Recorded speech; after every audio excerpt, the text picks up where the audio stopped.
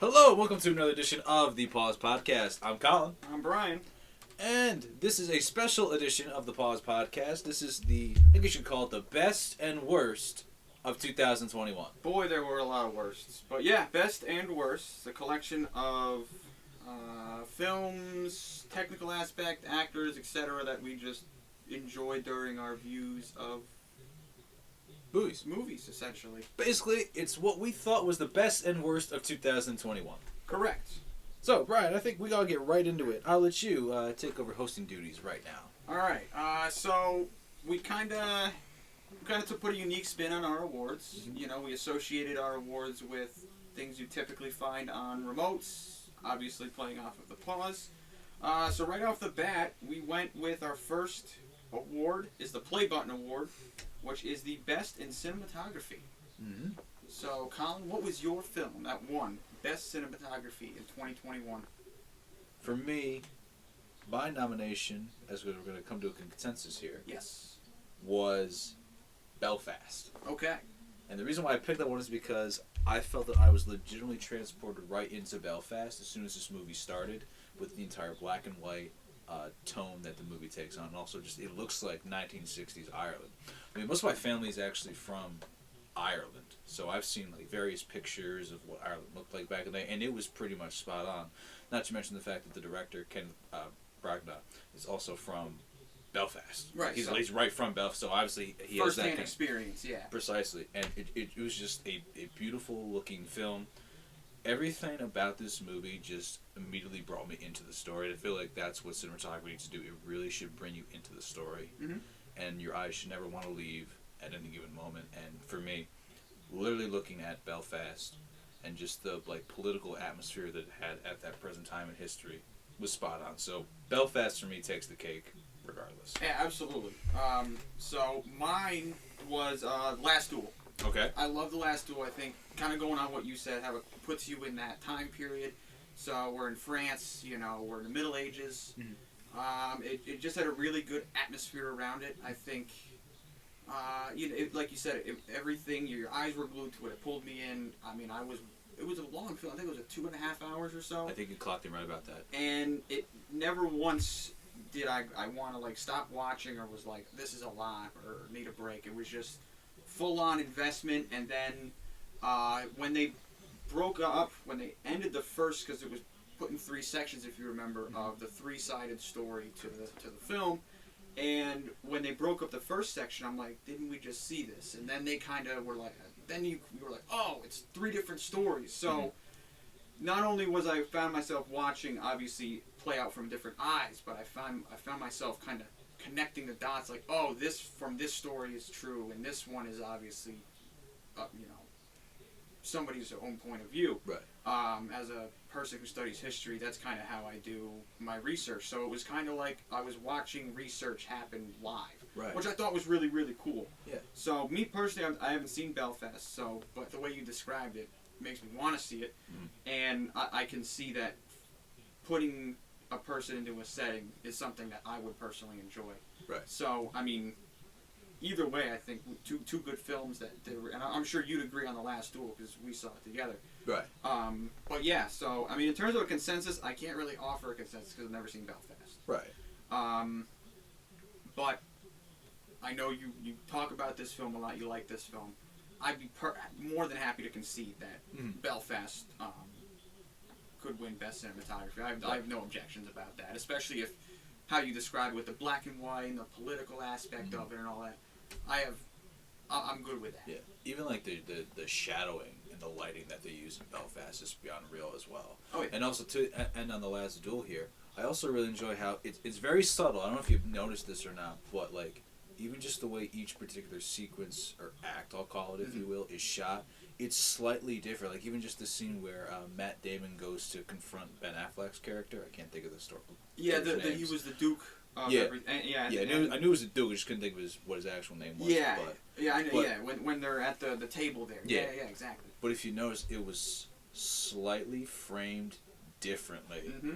And that's something I really appreciated in terms of cinematography, because it was that it was that subtle to know that like we're looking from a different point of view, and I think that's really cool. No, that, absolutely. That really kind of caught my attention. I was like, oh, that's awesome. So like that's little things about cinematography that I really enjoy is when you're like very subtle about it. And you're like, got you. Right.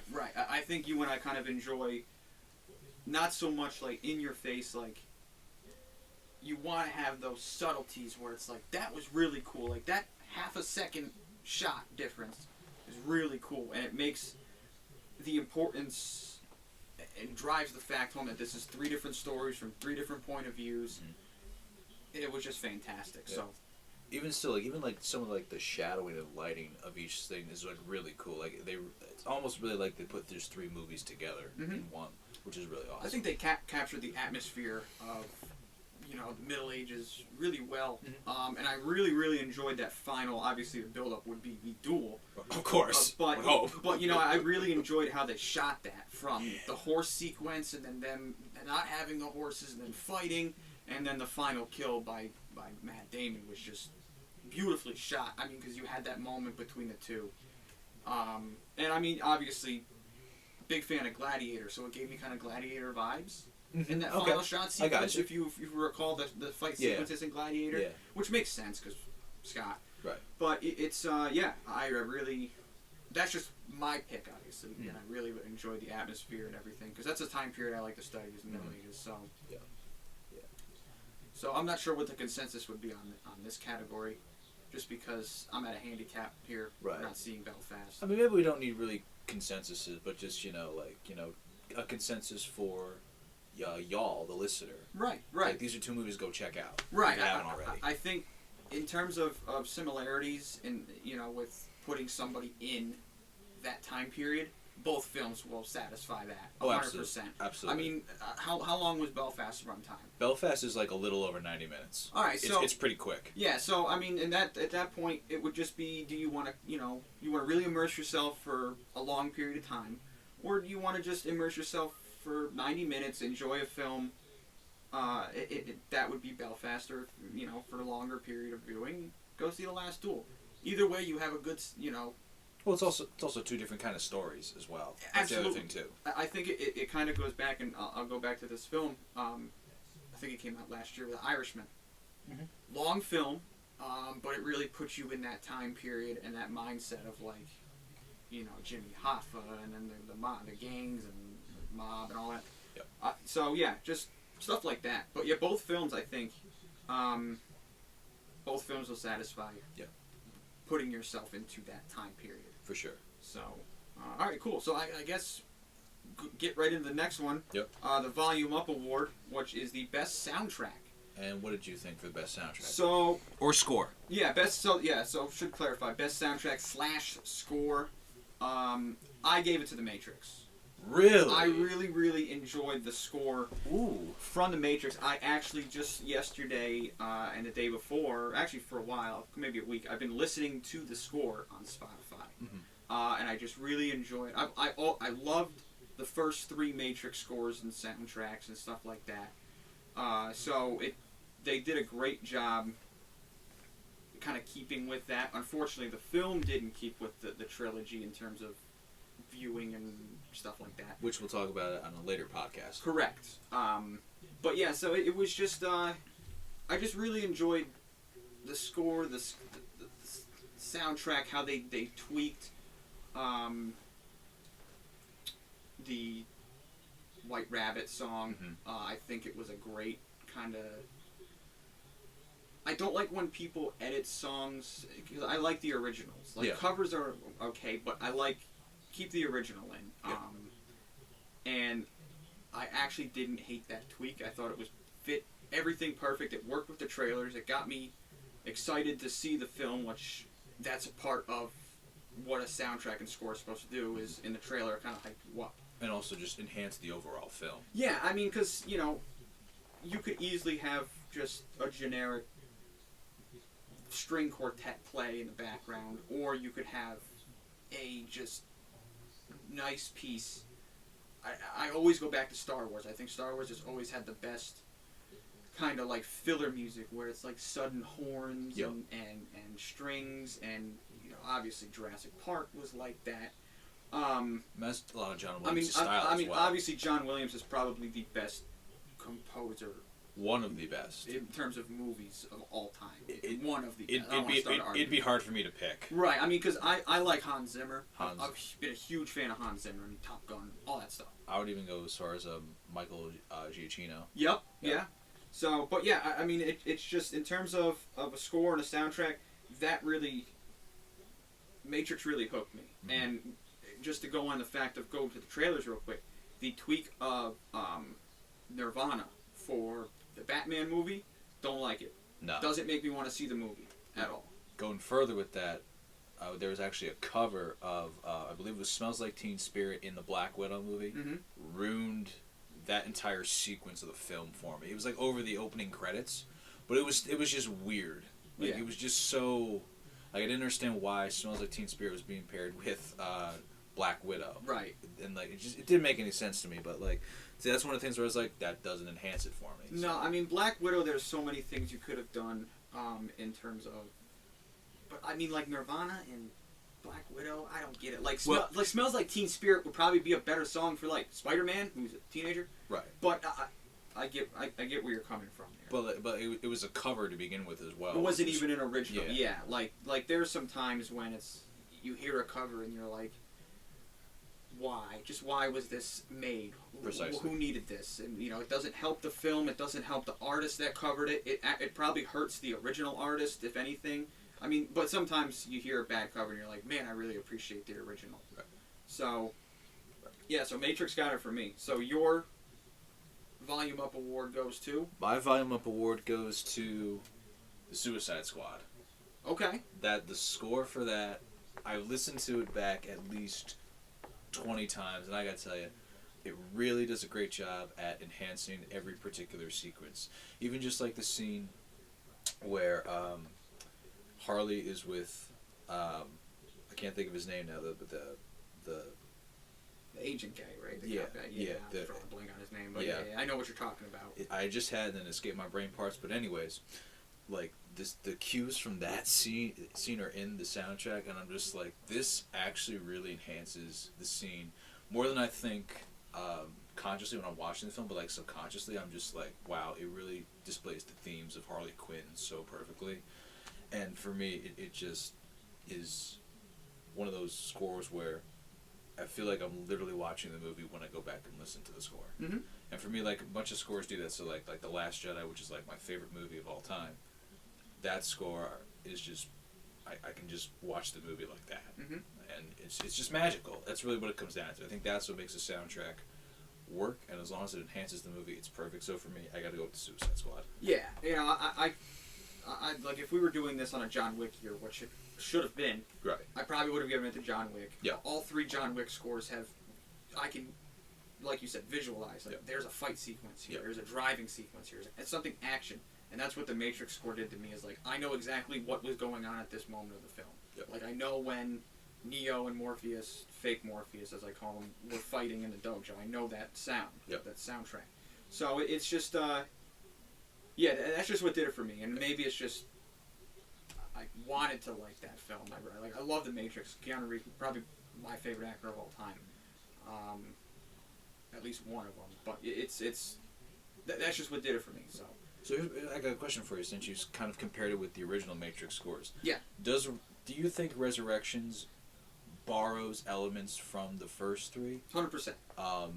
But does it also do its own thing, because it's like, you know, some time later in the franchise? Yeah, I think they tried to add some edginess to it. You can hear... I think I made this comment where it kind of just felt like John Wick had superpowers.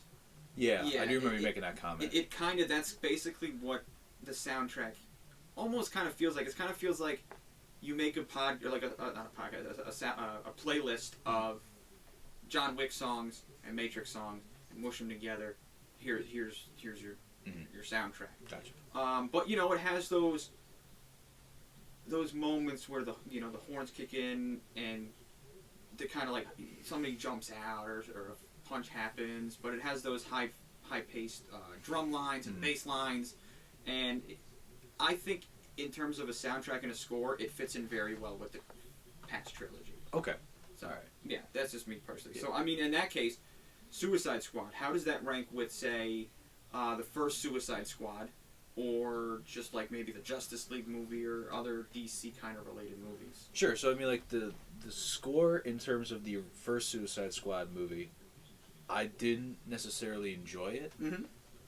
That might just be because I thought the film was all over the place, so the score was also kind of all over the place, and it just didn't hit its mark. Right. Also, the actual soundtrack album where they had like all the like Warner artists come together and pull songs to be in the movie, that just kind of all over the place as well. Yeah. I mean, I think it was purple Lamborghini or pink Lamborghini, I forget. Yeah, something I like think it's purple. Yeah. But in any case, that was good, but like everything else, I'm just kind of like, eh.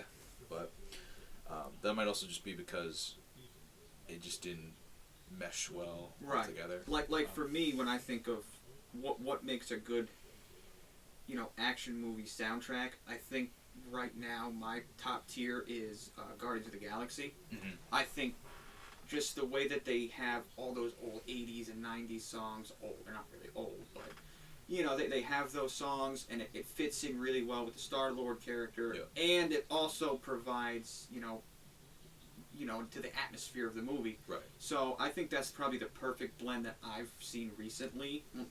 It would be... And also notice how, again, we're talking about James Gunn movies here. Absolutely. So I think that's also just James Gunn to a T as well. Has an understanding of what, and I think that's what made... Like, Guardians of the Galaxy isn't the best movie. It's definitely not the worst. I mean, I'd say it sits at like a solid 7 or 8. Yeah. But I mean, in terms of the soundtrack, I always give an extra point to the film just because of how good that soundtrack is and how well together it's put. Right. Now, for me, I think the better movie as a whole is the first one. Yes. The better soundtrack is absolutely the second. The second one, yeah. Like I go back to the second soundtrack more than I do the first soundtrack. I mean, I have a lot of the songs in both soundtracks on my actual playlist, just like the original songs that I listen to generally. So the fact that I listened to a lot of that stuff and it was in the movie, that might be a little biased, but it just kind of made the viewing experience, like you said, for Suicide Squad and I said for The Matrix, just made it that much better. Yeah. Because you have those fight sequence to like these 80s songs, and you're like, this is awesome. This is cool. Yeah, this is pretty cool. Yeah. So, and that's kind of like what I like to go back to with, say, like Blade 2 when they're in the nightclub. Oh, great sequence. I mean, that and the John Wick 1 when he's in the bathhouse club, that is awesome. I mean, just... Terminator, Dwight Yoakam, guitars, Cadillacs. Yeah, I mean, there's so many... I mean, even just the Terminator song, the dun-dun-dun-dun-dun, that part right there, you know what you're watching and you're in it. Same thing with Star Wars, the intro. Halloween theme. Pretty much any, Michael Myers, Jason Voorhees, Freddy, all of that stuff. Yep. Which, to that end, I'm really glad like Halloween remakes include the original Halloween theme, and I don't do anything different with it per se, which I really just want to point that out. That I really think that's awesome and serves the film well. Mm-hmm. Kind of. Yeah. I mean, I think the only exception I like is the when Rob Zombie came in and started making horror films. Yeah. He did a pretty decent job. Obviously, music, so he did a great job with the soundtracks, and he did a good job in terms of organizing some stuff, and then he did a bad job at other points. But that's what you got to expect, Right. But, so that kind of wraps it up for soundtrack and score. Yeah. So our next one is the Power Button Award for Best Director. So, you want me to go first on this one? I can go. Okay. So, for me, there were a lot of great directed movies this year. Mm-hmm. Directors such as, again, James Gunn, Wes Anderson, we had Guillermo del Toro come in, Ridley Scott. But for me, the film that really captured my interest, the entire time I was watching this movie, was Last Night in Soho, directed by Edgar Wright. This is the same guy who did Baby Driver, who was originally going to do Ant-Man until they just couldn't come to a consensus on how to make that movie. But what I think Edgar Wright does well is that he understood that this movie was going to be kind of like an ode to old Hollywood, but also modern Hollywood at the same time. And I think because of that, he's able to kind of structure how the film kind of comes together in terms of shooting and the kind of technical elements that we have and also just the way that the characters kind of speak and interact in this world. And I think it's just really cool, really wonderfully well done. The main character is quite, I don't want to use the term anxious because I don't think that accurately describes what the character is feeling, but she's definitely got that part in her. And I think Wright must have definitely been like, so this is how you should probably kind of, interact with this particular character, this particular scene. There's one particular scene actually toward the beginning of the film where the main character is sitting at like a college dorm room at a party. She's drinking a can of Coke because she doesn't want to drink like any alcohol or anything like that, and you can just totally feel the awkwardness and the anxiousness that she's feeling based on the way she's holding the can of Coke and just her like overall like just facial expression as well. It's just a really wonderfully well crafted scene. But yeah, so it's just props to like how you can kind of convey that like subliminal message that I really appreciate off this movie. And that's just one example, but this movie does it consistently throughout the film. Right. But that's a whole nother topic for another podcast. Yeah. So, to probably nobody's surprise, my best director, Ridley Scott. Yep. I've always enjoyed his directing. This goes back to Gladiator, which is the first film I saw by him, obviously. And just every film I've seen with him after has just been, he's just directed it so well. You can tell he really cares about the characters that he has in the film, and he's directing both the actors and the characters, which is very, something Spielberg did, Lucas. They know how to direct not only the characters, but the actors into that character. Because it's very rare that you have an actor that can really get into the role. I mean, I think obviously you have people like Mark Hamill with Luke Skywalker, Heath Ledger with the Joker, and Joaquin Phoenix, which obviously Ridley Scott was blessed enough to have Russell Crowe and Joaquin Phoenix in the same film. Oh my God. I mean, I couldn't imagine that he had to do much directing there. And with The Last Duel, I don't think he honestly had to do a lot of directing. But with that much, historical context going on, I think he really had to say, he really had to just kind of put it into perspective and say, this is where we are, this is the setting, this is what just happened, and then he had to go to each character and say, okay, this is from this person's point of view. So, act completely different than you did in, like, say, Act 1, as we're going to break it down into 3 acts. I think that just is an art that he was able to do, like you said, basically 3 films, and put them together like that. So that's what got it for me. Even just going further with his directing style, you look at films like Alien, Blade Runner. Yep. It's just amazing how, obviously, let's just talk about Alien. They're in space, it's kind of close quarters, but he really does a great job at allowing the actors, and this is obviously more of like an acting point, but I think part of this is also Scott as well, to where you can see the fear and the rationalization in these characters' minds. And I think that is nice credit to Scott as well, because I'm sure he had to sit there and be like, okay, so this is kind of what we're envisioning here, and this is the world he was able to create. Same with Blade Runner. Yeah. I mean, Harrison Ford is fantastic in that movie, but I think one of the things done well is that atmosphere is totally created, due in part to Ridley Scott. Right, absolutely. So. I think he obviously, when you have high-powered stars like he has had, you kind of have to have them do their own thing, but you also have to kind of, bring them back and say, this is the world we're in, this is the situation, we're in space, you're scared, there's a freaking alien killing people. Get into that setting. And Gladiator, Joaquin Phoenix, you're the emperor of Rome. You're the most powerful man in the world. And even to that end, his other film this year, House of Gucci, I'm sure there were plenty of times on set where, like, the actors might just want to go full on dramatic. But the thing is, at the same time, film takes place at a certain period in time, and you're portraying historical characters, so you can't really deviate too far, one way or the other. So, and I think that is, again, credit not only to the actors but to Scott more or less, because he's got this vision and he's just going with it. Right, and I used the source of The Last Duel for why Scott won it, just because we were just on the topic of it. Mm-hmm. But I think he also did fantastic with House of Gucci. Mm-hmm. Like you said, I mean, it's between The Last Duel and House of Gucci, it's really two different stories at two different times, and I mean, the thing that held me back for the House of Gucci, saying why I think Ridley Scott won, was the fact that Lady Gaga's character kind of trailed off and did a 180. Yeah. And I'm not gonna put that on Scott because he's. That's more of an editing thing when it comes down to exactly. Yeah. I mean, I think maybe the only thing I would have liked is him to kind of stand up and say something and say, we've built this character for an hour 15 or whatever it was at that point. And we're just gonna do this, But then again, that goes back to your saying it's not his fault. It's because to an editing standpoint.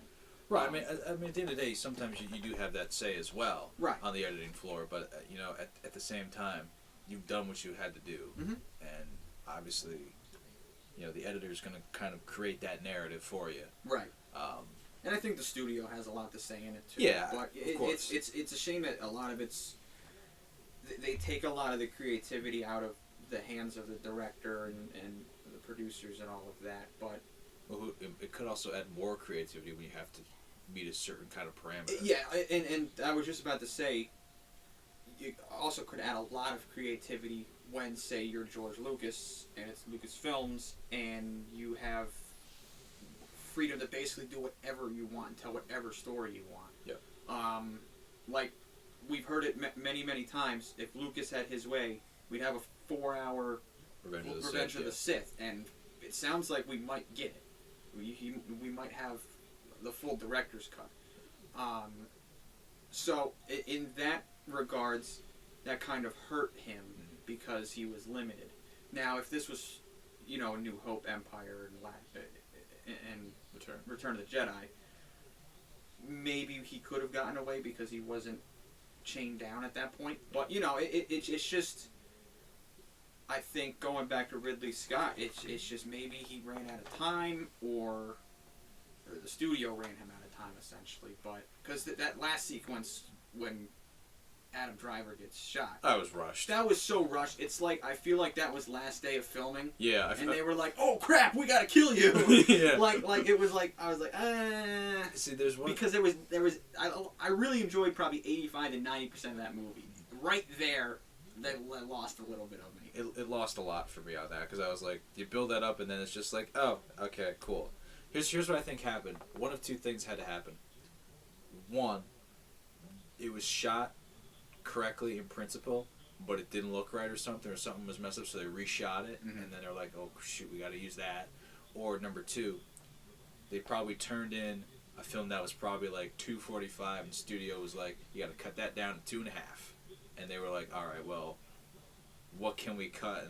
And unfortunately, that had to make the cut because the relationships and the dyadic building is more important in that movie than anything else. Right, absolutely. Yeah, so that's just me. I would say Ridley, but I can't argue because I haven't seen Soho. Mm-hmm. But I've heard good things, so there's probably a couple films I'll have to check out later. For sure. Which is honestly probably one of the reasons that we're looking forward to doing this show, is because it gives people who may not have seen the movies. Like, I highly doubt a lot of people saw The Last Duel. Yeah. In terms of, like, say, Spider-Man or something, I'm sure. So hopefully this kind of gives direction to that. I mean, Last Duel was kind of like in and out of theaters, I feel like, at least in this area where we live. Yeah. I mean, I feel like in this, in general, I mean, maybe it was more popular in, like, California, or it was in theaters longer. Or maybe overseas. Maybe overseas. Like, I feel like this could have been a really good, like, movie in England. Yeah. Or France, because it's the history period that right. they were in. But yeah, I mean... But it's also American cinema at the same time-ish. Correct. Yeah. But, I mean, I'm pretty sure everybody loves Matt Damon. I mean... well, Jimmy Kimmel doesn't. Well, Jimmy... I don't like Jimmy Kimmel. Anyway, next, let's not start a discussion about Jimmy Kimmel. Yeah. Yeah, so... there you go. There, mine was Ridley Scott. Yours was Edgar Wright. All right. There we go. So the setting award is our next award, and that is for best editing on a film. So to nobody's surprise, mine was The Last Duel. I know, shocking. I'm so shocked. It's amazing. I'm not even going to explain it because I've talked about it so much. Okay. So, Colin, let me hear your best editing 2021. Okay, so I actually saw this film at the time of this recording a few weeks ago. Licorice Pizza. Okay. And that is my settings award because I tell you, this film is basically a slice of life movie from the 1970s, and the way it is put together is absolutely remarkable. The way that it just immediately encapsulates you into the 1970s realm and kind of strings you along on this journey of what falling in love feels like. It's remarkable how this narrative is told through all these different sequences. It's just a really beautiful narrative. I mean, you've got a 15-year-old Gary who wants to feel like an adult, and then you've got 25-year-old Alana who doesn't feel like an adult at all and is still kind of like tucking that like kid mindset.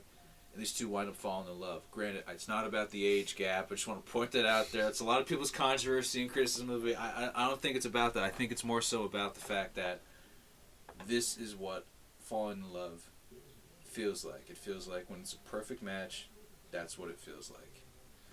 You know, it's not about trying to be something else. It's just, this is what it is, and there you go. Mm-hmm. I think that's what that movie comes down to. And because of the way that all the sequences are shot and put together and compiled, it makes for a really engaging and just mind-boggling viewing. And I can't like stop thinking about like how beautiful this was put together. I mean, the film opens basically with the main female lead, Alana, walking with like a mirror because it's picture day at the school, and you've got Gary walking up and they're having a quick conversation. It's like, this should throw you off, but it doesn't because it just makes perfect sense. Like, you're like, oh yes, that it's a slice of life movie right there. So right, it's just like they went to a high school and filmed picture day or something. Pretty much, yeah. And it continues. Like there's a lot of like one shot sequences for like an extended period of time, and I love one shots when they're done right. Yeah, I mean, it's remarkable. We've seen bad ones, we've seen good ones. 1917 was pretty bad. It's a hot take, I know. Yeah, no comment. Yeah, I like the movie, but I don't like the movie. Yeah, 1917. But I like the concept. I hate the way it's executed. Yeah, I'm kind of in the same boat on that one. So, but Licorice Pizza, I definitely think well edited, well strung together. So. Yep. Yeah, and obviously Last Duel, I've explained it, I think 3 times now. So. Yep. So I guess we'll just jump right into the next one, which is the Tools Award for Best Visual Effects. Yep. So you might get mad at mine. So why don't you go first? Okay. The Matrix Resurrections. Okay. Reason for that is because I think a lot of this film was definitely done in front of a green screen, as like all the other ones were basically done in front of a green screen. Yep. Now I did like to compare it like you did with the score. Mm-hmm. I liked how it looked practical right. in the originals, but I think it looks even more so practical now with the updated technology, and it just draws me further into the realm of the Matrix. Granted, I still don't really care for the movie. Mm-hmm. But in terms of the visual effects, bringing them in, it's like really cool, especially when they're in the what do you call it? It's where they come out of like the pods. The pods. That's what it's called. Pod. Yeah. That was really cool. Yeah. That was really wonderful to see in 2021. So. Oh yeah, for sure. But. I agree. I think you got that. You know. Even just in terms of like. Making them when they're inside the simulation and making them like bald or everything like that, and also just Morpheus when he's digitized, I guess we'll put it that way. Oh yeah, the little magnet. Yeah, he's like I forget what they called that, but I was like, yeah, that's pretty cool. Yeah, it looked cool. I mean, the machines looked nice. I mean, obviously they have better technology than they did, but there were definitely some sequences where I couldn't tell if we were in front of a green screen or not. Right. And that was really cool to me. Yeah, I think, and that also goes to the Matrix. Is it real? Is it not? Yeah. I think that's what was Facts. cool about it. So, I will say, I did not pick The Matrix, but I thought about The Matrix, and Okay. I was probably I'm 1 or 2 scenes away from The Matrix being my pick, and that's when the bullet time didn't feel the same like it did in the first and second films. I concur with that. And the scenes where the agents do the dodging from the bullets really quick, Okay. and they do the little effects with the they put multiples of them on so that you see them moving fast. They didn't utilize it as much, and to me it didn't look right when Neo was fighting the new agent in or the newly casted agent, still Agent Smith. But when they're fighting them, when they had all the guys come back from the second film, and I honestly don't even recognize the other people that were in that scene, just the French guy, Yep. which was from the second film. But mine, Spider-Man. I'm not surprised. Yeah, I mean, I really, it's kind of tough. Like, I will say, if it wasn't for those scenes in The Matrix would have my pick. But I enjoyed, Marvel's always done a good job, and Sony's done an even better job. So when you get two superpowers like that together, no pun intended, you have Nice. you have a really good film. Yeah. And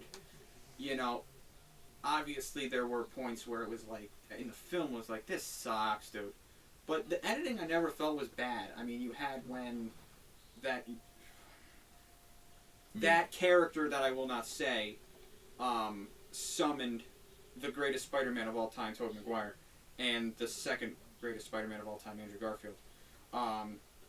The portals looked pretty good. I think when they brought them through and they walked through, it was a pretty seamless blend. Yep. And then obviously the swinging sequences, and then the fight sequence by the power plant, the military base with Sandman and help me out with the Shocky guy's name. Electro. Thank you. That scene was amazing because it was dark. Yeah. And I think they did a good job in terms of putting the visual effects to light up the sky and stuff. Yeah. And then the end fight sequence, what I thought was fantastic, where you had the 3 Spider-Men swinging all over the place. And so yeah, that's what wins it for me. Gotcha. Is Spider-Man. Now for me, I will tell you, Spider-Man was my second pick. Okay. Here's the only reason why. And I get really irritated about this. This is like a me thing, but I think it just looks really stupid when you like can clearly tell it's a green screen. Yeah. That for me is just like takes me right out of the movie. So I appreciated that The Matrix literally brought me right into the movie. Right. Because I'll tell you, I thought about Black Widow. I thought about Shang-Chi and the Legend of Ten Rings. I thought about Spider-Man. I even thought about Suicide Squad. I thought about Eternals. Yeah. Because to be fair, the effects for like the old Mesopotamia cities and stuff is pretty good. It's pretty good. But I could kind of tell that it was I mean, obviously, bad. Yeah, obviously So- they don't have a giant Dorito-shaped ship flying, right. and they don't have an old Mesopotamian city. But I think Spider-Man, and like so basically we flipped. My second was Matrix, Spider-Man. So we just flip-flopped. Yeah. But yeah, I mean, I always have a little bit of leeway when it's a superhero movie in terms of we all know this is a green screen. It's not. Obvious. It's not obvious that they're like, this isn't a green screen. I do too, but if I can clearly make out the fact that it's if it's a green or Yeah. whatever. Yeah. Like, No, I'm with you. especially that ending where all the 3 Spider-Men are there and you got the backdrop, which you can clearly tell that Holland is standing in front of a green screen. Yeah. That really was just like, ugh.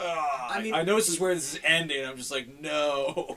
Yeah, I mean, I get that how tough it is to shoot a sequence like that because you have the fake Statue of Liberty holding the the shield, and then you had Doctor Strange with all the crap flying around. So, But even just to contrast that with Infinity War and Endgame, yeah, it looks decent. It looks really good. yeah. I don't know if that's a Sony thing because it was primarily Sony, but It might, what it might be? It might be a money thing because I believe Spider-Man was shot for $200 million. yeah. And then I think Endgame and Infinity War got $400 million. How much of that was contracts though? I mean, and you know what I mean? You know what? That's a fair point. But I feel like for the way that those films I should say were built, Right. most of it actually probably did go to principal. Right, and I think I think they definitely could have afforded to spend more money on a film. Also, it broke all the box records. Right. I mean, it's right. And to be fair, Justice League was also shot for $400 million, right, which is unreal. I mean, I guess it makes sense for the director's cut, the Snyder cut, but yeah, but still. Well, I mean, the theatrical release could have done that in my backyard on a Mac. But I'm pretty sure Warner Brothers gave. That was a joke. I don't really think I could do that. I'm pretty sure Warner Brothers gave Snyder more money to go shoot the Snyder because they had to shoot more of that stuff. Yeah. Oh yeah. I think Warner Brothers was like, all right, so we messed up by not letting you do what you want to do. Here's more money. Go do what you want to do. I mean, they probably should. I know this is not what they wanted to do, but I think the smart thing probably would have been to do is just delay the film so that way Snyder could have some time to go deal with, Mm-hmm. The unfortunate death of his daughter, and then just come back and work on it. Because I mean, I think all that was left was just reshoots and then post. Right. I mean, but yeah. I mean, and to be fair, you got to take all that in consideration. He was going through a tough time. Yeah. So I understand it. I mean, it's. I get their decision. Yeah. I get it. Because regardless of the circumstances, you still have a movie that you're pretty much done with, and you want to get it out because you have a certain day and people are looking forward to it. But then again, you have to take into consideration hey, it's the director. He's going through something. Right. So maybe it's just wrong director choice to finish the movie. Maybe. I mean, I think to be fair, he did what he could, and I think the Snyder cut, from what I've heard, has really showed that he could have.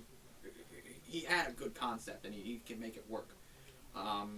Because we saw that with Batman vs. Superman. Yeah. The extended cut came out and we were like, this is actually a good film. Yeah. But the theatrical version was like, this film sucks. Yeah. So, double-edged sword. Yeah. So that I think that wraps up effects. That's it. Why don't we take a short break and then we'll be right back to Paul's podcast. Alrighty. Welcome back to the Pause Podcast, the award shows for 2021 Best and Worst. So we just covered Best Visual Effects, and we are now approaching the actress categories. Correct. So in terms of this remote idea, we've got a remote here for a Blu-ray player that's got a green button and a red button. And Brian here was a genius and was like, oh, green is good, red is bad. And I was just like, there you go. That is true.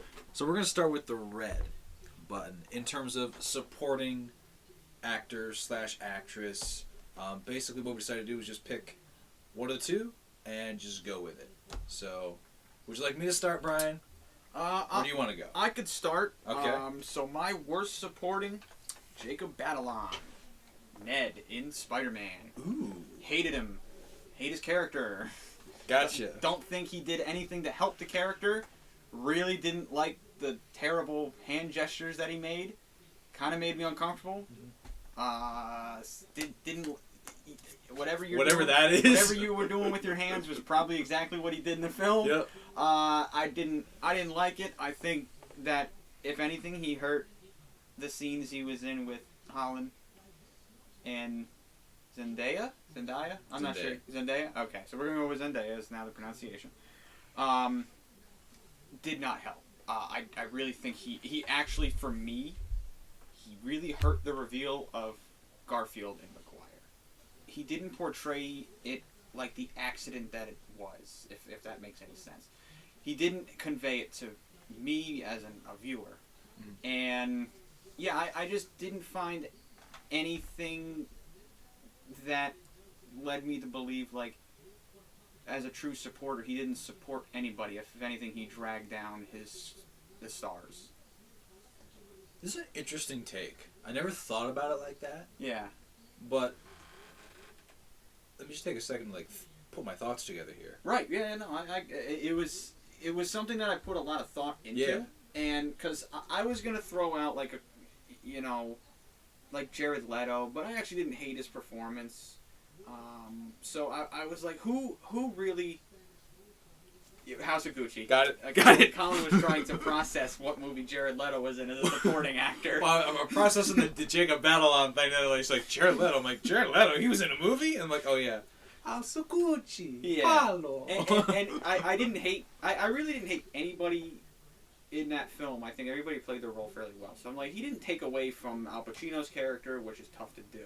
But he didn't. And the one person I really felt like took away from that film was Jacob. So sorry, Jacob, if you're listening, you suck. In this film, I'm sure you're... Never mind. All right. So comparing the other MCU efforts featuring Ned, I think this is definitely the worst. Mm-hmm. Like, honestly, no offense to Jacob again, but you could be written out of this story and the film would still basically be the same until, of course, the reveal. Right. Yeah. I think anybody could have been in that role. Yeah. I mean, you know, if I will say that he wasn't the worst part of this film, but he really brought it down. Yeah. Like I said, in terms of the reveal, and it's like all of a sudden this dude is like the next Doctor Strange, essentially. Yeah. You know, it felt like to me. I think I leaned over to you when he started doing the magic stuff. I think I leaned over in the theater and was like, if this dude's related to Shang-Chi, I'm going home. you did. You did. And that's kind of what it felt like. I'm like, are we really going to play off like he's related to Shang-Chi? Is that the direction we're going with? Yeah. So. No. I think the direction they're heading with is he's going to be like Hobgoblin, should he be in future MCU Spider-Man movies. I agree. I've seen little yeah. stuff that Photoshop people have done, and I'm like, please don't. I think it's not a great idea, but you know, I mean, I'm just a really huge fan of Spider-Man, so I mean, you know, don't listen to my opinion, but, right? You know, whatever. Yeah, it's just gonna be one of those things. Like, I think it's gonna be. You know, I don't want to just like bad talk all the actors, but like John Boyega. Sorry, dude, you really hurt the Star Wars franchise for me, the last trilogy. Yeah. Because I actually, you know, I liked the character of Rey. I thought it had a good direction up until they kind of took it to relation to Palpatine and Sidious. No. But you just didn't like Rise of Skywalker, period. I don't like the director. But that's neither here nor there. So it just comes down to the point where I'm like, you didn't help. You brought down Daisy Ridley. You attempted to bring down Adam Driver, which I'm so glad he didn't break down Adam Driver, and that's just because they didn't have a lot of scenes together, which is great, by the way. Love that from Last Jedi. They were like, we don't know each other. So yeah, in terms of just dragging a movie down, Jacob did it for me. Sorry, man, but yeah, or did do it for you. Well, he did. He brought it down. Oh, I see. He didn't. Gotcha. He didn't do the film any justice in my eyes. So. Gotcha. Yeah, and to finish up that Jacob thought, basically my thing is, it wasn't the best written lines, dialogue, place for Ned. It just wasn't up to par as it was in like Far From Home, which I think is probably a really awesome performance of Ned. Oh, I would definitely. He wouldn't get this award if this was Far From Home. Yeah. Or at least my nomination for this are made up awards. Yeah. But it's just, you know, I can't give him leeway on bad writing. No. Because there are so many times that actors and actresses and whatever are given bad lines and they make something wonderful with it. Not to mention that he becomes a pivotal character in this movie. I mean, I would say a lot of this is based off of him. Yeah. Like, he could... I mean, the argument could be made that he wasn't a supporter. He was more of a main role because of the role he played in the film. Well, technically, anybody after Tom Holland is supporting. But exactly. I mean, it's kind of... You could make the argument. Like, somebody could. They'd be wrong, but you could. But yeah, I mean, Tom Holland is obviously top billing. Yeah.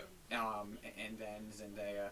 And then, you know, further down the list would be, you know, Jacob. But, you know, Yeah, I couldn't. I can't look past. Yeah. The performance, not just so. I'm not going to put it on the writing. I'm Yeah. going to put it on her performance. Yeah. That's just where I'm basing it from. So, Right. your worst supporting. Bill Murray for The French Dispatch. Okay, all right. Hot take: Bill Murray. Loved him in Caddyshack and Ghostbusters. Absolutely. I love Bill Murray. He's been in a movie I saw a few years ago called St. Vincent. Fantastic movie. Great movie. I think Melissa McCarthy's in that too. Can't quite remember. I believe she is. Yeah. Yes. But anyway, so in this particular movie, he plays a dead editor who dies throughout the movie. It's like the last issue of The French Dispatch. And I gotta be honest with you, I'm watching this movie and I'm just like, this is a waste of Bill Murray's talent. Like, he's just kind of sitting there kind of like just not really feeling it, the vibe. And I don't know if I missed something that clued me into his character or whatnot. But regardless, I was just like, this is just a waste of Bill Murray's talent. Felt like he was phoning it in for a paycheck, kind of. Kind of, because Nicolas Cage got like that for a while. Yeah. If you remember. Well, it was more so just kind of. It just seemed like he just didn't know what to do with the character, and I'm not sure what Wes Anderson was going for. Yeah. So at that point, what I say is that all his fault, or is it the director's fault? Because obviously the director should come in and say, "Hey, here's what you should do with it." So was it just not him giving enough direction to Murray? Or was it just Murray wasn't feeling the character from your perspective? Or I think from my perspective, it looked like Murray just didn't didn't know how to portray this particular character. Okay. And if this character was just meant to come off as confused about life and everything at his very old age, then it didn't. It hit its mark, but didn't hit its mark at the same time. Mm-hmm. So yeah, I mean, it just.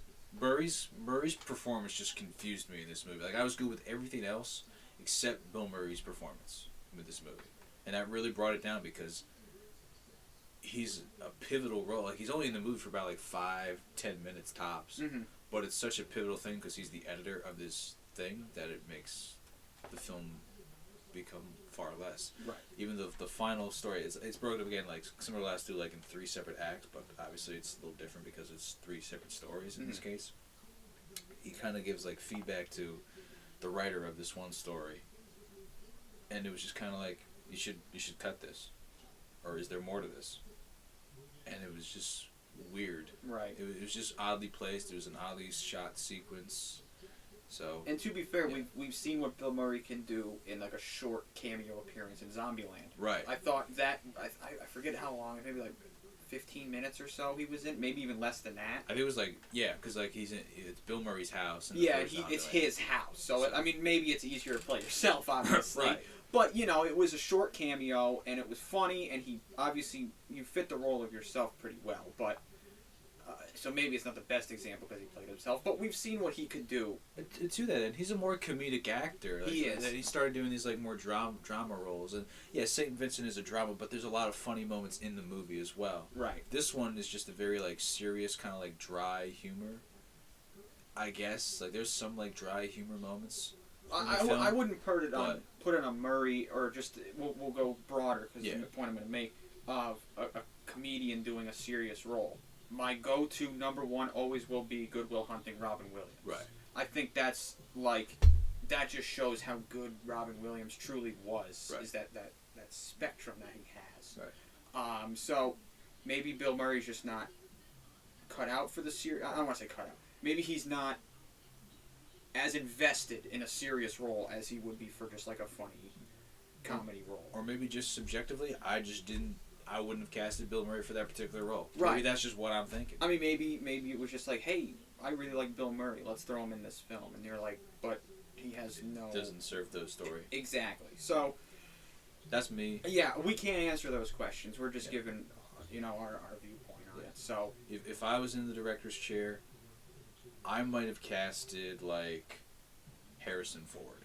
Honestly, Ford, yep. Or maybe even Mark Hamill, honestly. I don't know about Mark would have done it, but Harrison Ford probably definitely would have been about it. But I get, if you could cast anybody, it would probably be Mark, or, I mean, it would be even funny to have George Lucas or something, an actual director. Right. But I get it. I understand. Yeah. So, alright, so that would be worst supporting. Yeah. So, let's talk about Best supporting. Right. Okay. So best supporting is our green button. So for me, I'll start this one. Um, I'm gonna butcher the pronunciation of this actor's name, and I do apologize. It's I think it's pronounced Bjorn Heiner Harlson. It's Icelandic, so again I do apologize to him if he's listening. But he's from a little film called Lamb, which is an A24. It's a horror-esque movie. Gotcha. It's not really horror, but like it's kind of like A thriller. it's horrifying to think about in terms of what it all kind of comes together. Okay.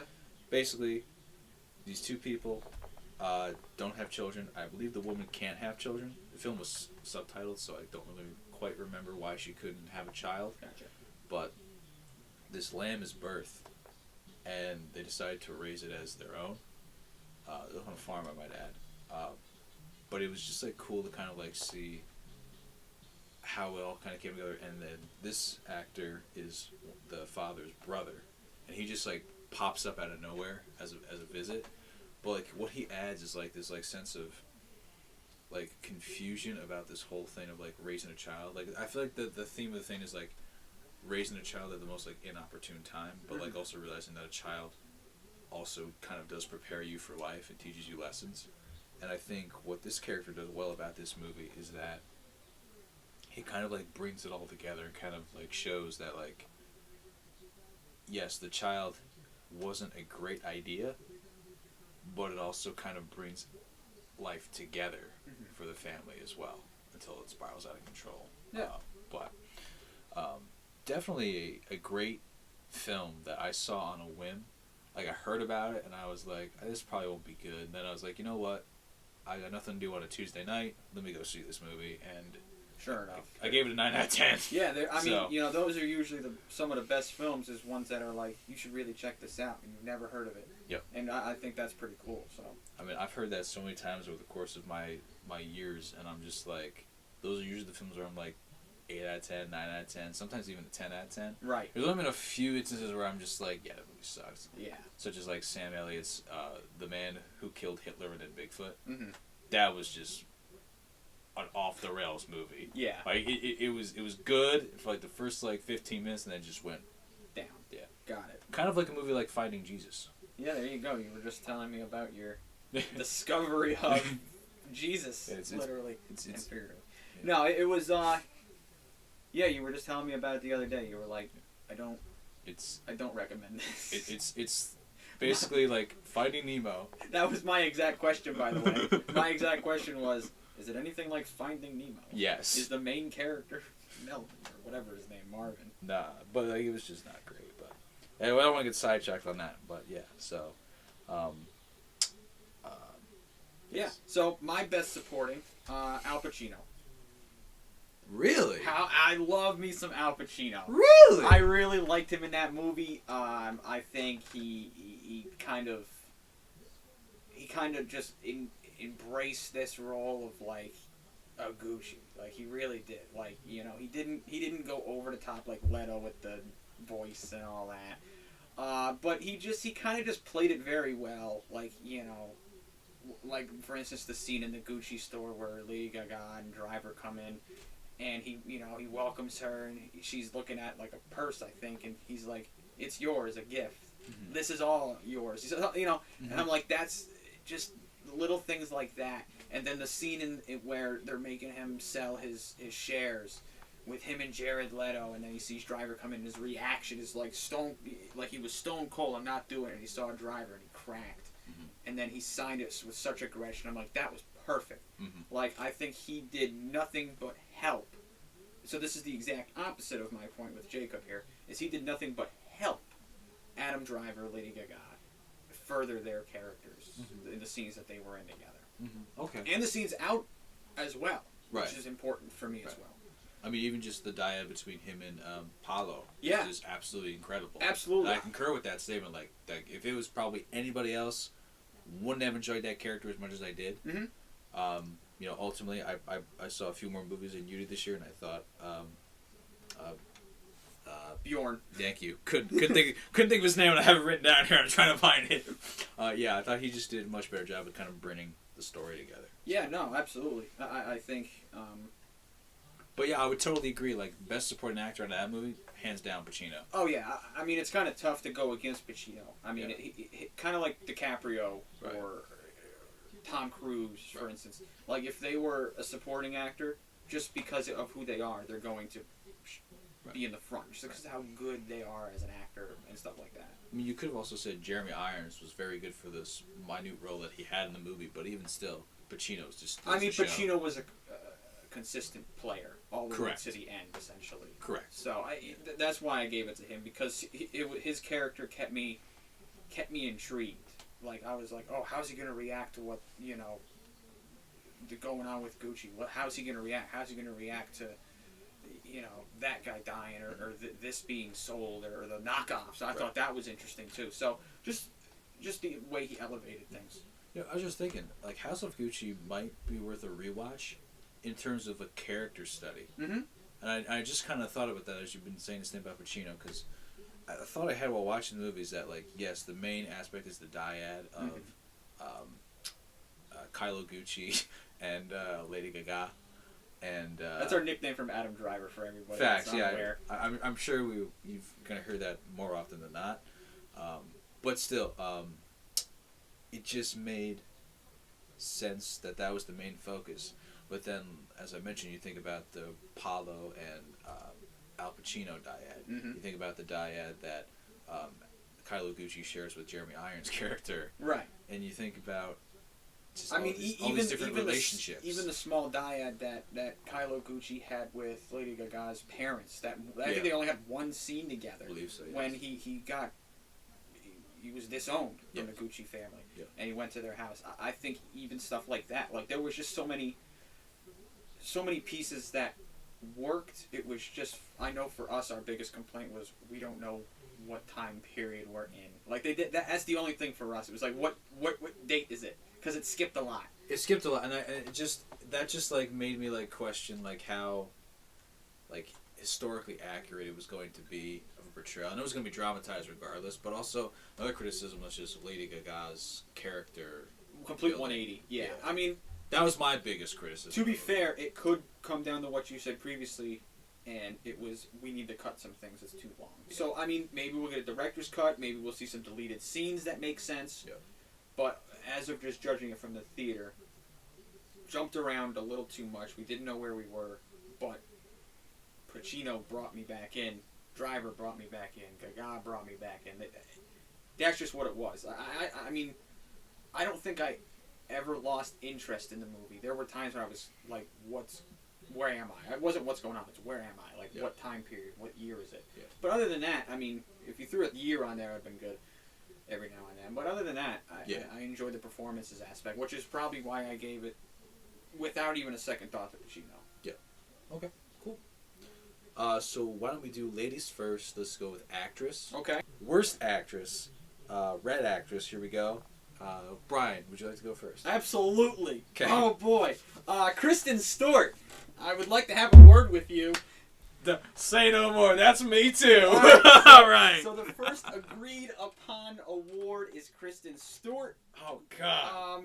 You know I have a lot of problems, and I understand that the story was it based on a fable based on true events. Thank you. Don't ruin Princess Diana. You don't do that. She's a saint. And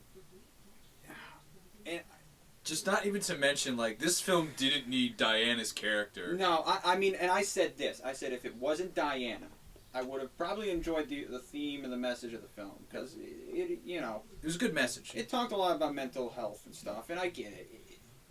And how you want to portray yourself and be seen by other people, right? As well. But Diana, and maybe it's just more about Princess Diana and less about Kristen Stewart. I've never been a big Kristen Stewart fan to begin with.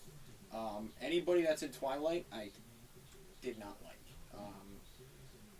But I mean, I can't listen to Back to December by Taylor Swift anymore, knowing it's about Taylor Lautner. I don't listen to Taylor Swift, so you ousted yourself. So I mean, I listened to that one song, man. Sorry. Yeah, no, I didn't enjoy the performance. I remember we were getting ready to see the film, and I read somewhere that she's possibly gonna win an Oscar for it. Yeah, like you. And I was like, this is gonna be good, man. She's gonna be the best Princess Diana possible. It's not. Because we thought it was gonna be like true story. Right there, and maybe that's just my lack of awareness of reading between the lines. But I didn't want to give too much of the film away because we were just about to see it. Right.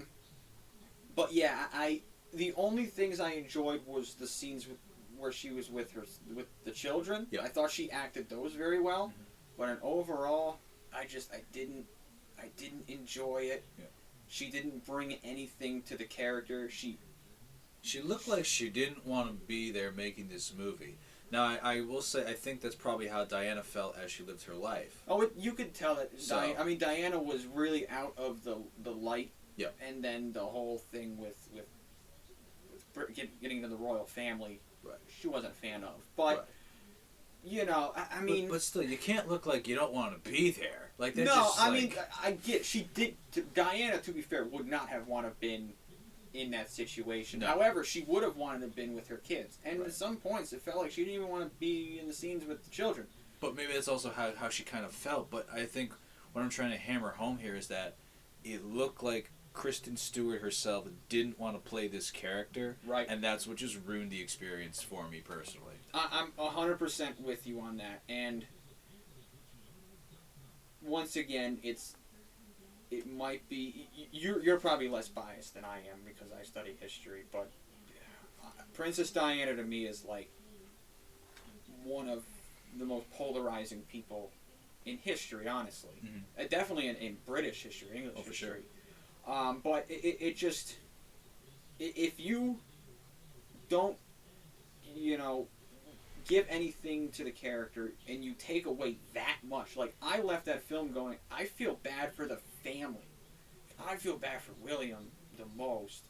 But, like, boy, I was like, I couldn't believe it. Right. I'm still kind of baffled to this day that it's just like, wow. Right. Like how could you do that? Like, I mean, like, if someone made a film about, like my family or someone in my family like that, I'd kind of be like, well, that's not really correct. I know it's like a fable, and I understand. I want to make this explicitly clear. Yeah. I understand it's a fable, and stuff was going to be changed. We understood creative liberties were taken. I got that. But not that much. You gotta understand that this is a real person. Yeah. Like a person that people still love to this day. That Elton John wrote a song for and performed at her funeral that people love. Right. Like her son will be on the throne. Like, this is a legitimate person who has so much impact. Right. Like, that's like taking like Napoleon and make him like 7'3". Yeah. Like, come on. Like, you can't change somebody that much. Right. It's just, and this doesn't have anything to do with the mental health. I understand that people, suffer like that, but you don't need to tell it from Princess Diana. You could have created an original character in a monarch family, in air quotes. You could have created characters based on inspiration. Inspiration, like, change the name. I mean, how many times have we seen films, TV shows, even commercials based off of other characters? Like look at the frickin' Liberty Mutual commercials with the guy that gets bitten by the spider. Oh, Emu. Yeah, Emu and Doug. And it's like, you look at stuff like that and you're like, so obviously drew inspiration from Spider-Man. Right. But they're not hurting Spider-Man by selling insurance. I mean, to go even further with that, like, creative liberty idea, even just like Marvel, DC Comics, like, when writers take on like some series like that, they will use creative liberties, which is fine. These aren't real people. No. This stuff didn't really happen. Here's something that just clicked in my mind. Yep. Thor, Loki. Yep. Real, well, not real, air quote real, yep. But, Norse mythology. Correct. Were thought to be real. Have a place in history. I don't think that, Chris Hemsworth has hurt the Thor. I don't think he's hurt anything about Thor. Mm-hmm. But, it's creative liberties. Because right. it's a Norse god. Right.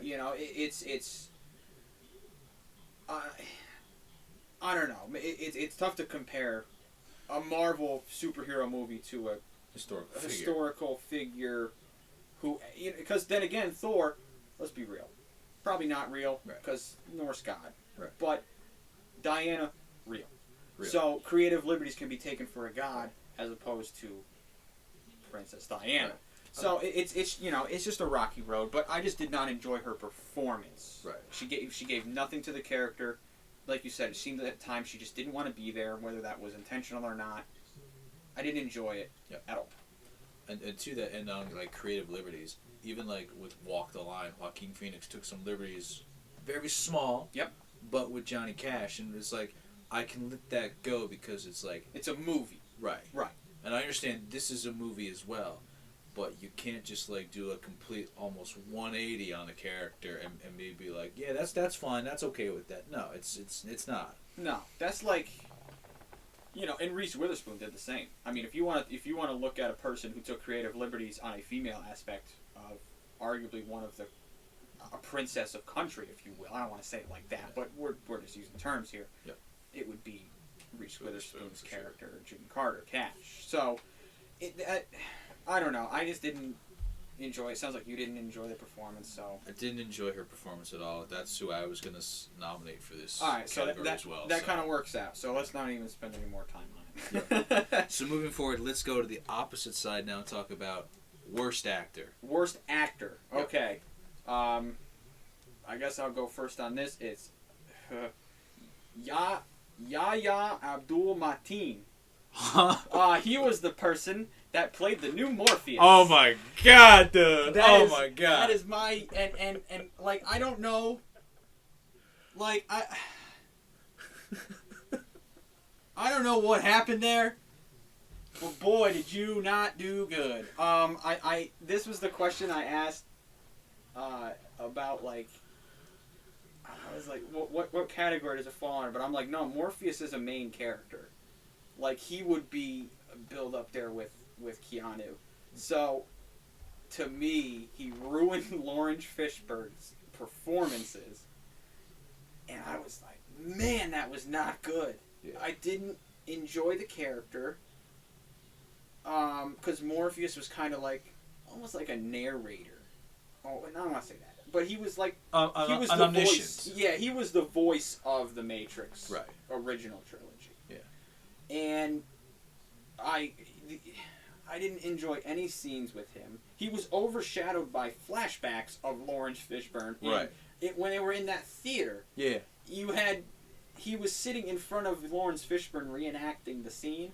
And I'm like, right then and there's a direct comparison for me. Yeah, and you blew it. You literally. I remember watching this series and I'm going, why did they just get Lawrence Fishburne? Yeah. I mean, how much money did he want that they weren't going to pay him? And the fact is they used his likeness. They used parts of his scenes in the films. Yes. They used his statue at one point. Like, they used his likeness for a statue. Yeah. And he's in John Wick 3.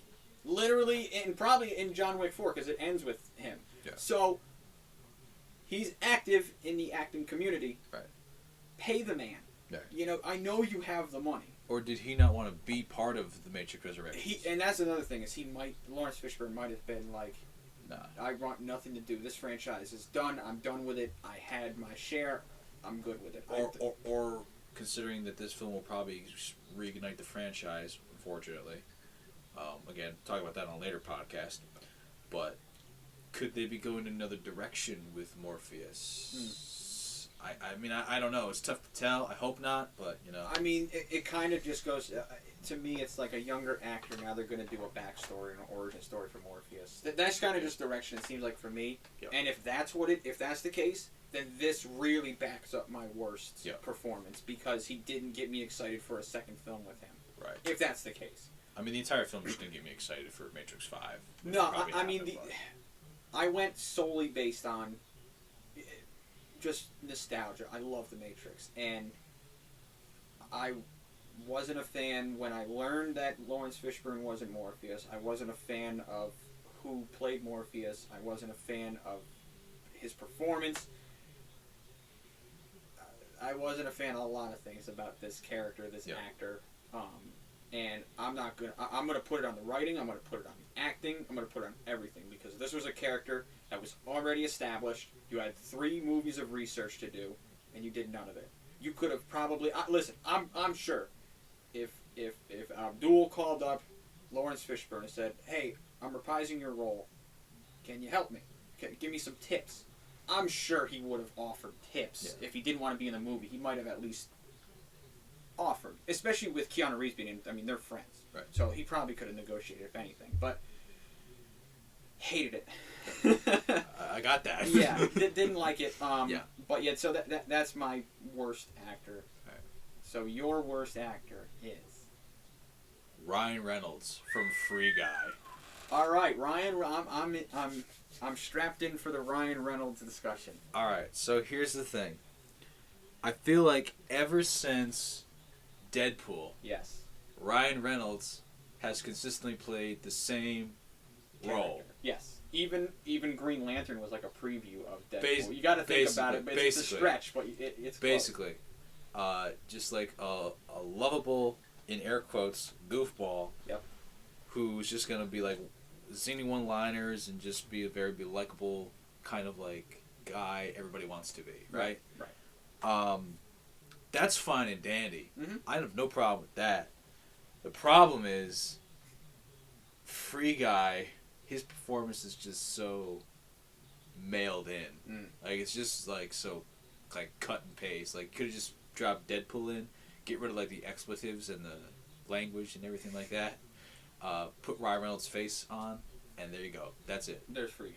And it was just so disappointing because I'm just like, I have no interest in caring what happens to Guy. I don't care. Right. Like, I just flat out just don't care. And it's just very saddening to know that Ryan Reynolds is now going to be like typecast and do these kinds of films, and it's gonna kind of be like Eddie Murphy in the 2000s. Yeah. If you think about it. Yep. Like Eddie Murphy always had that one role, like the wacky guy. Yep. So yeah, I get it.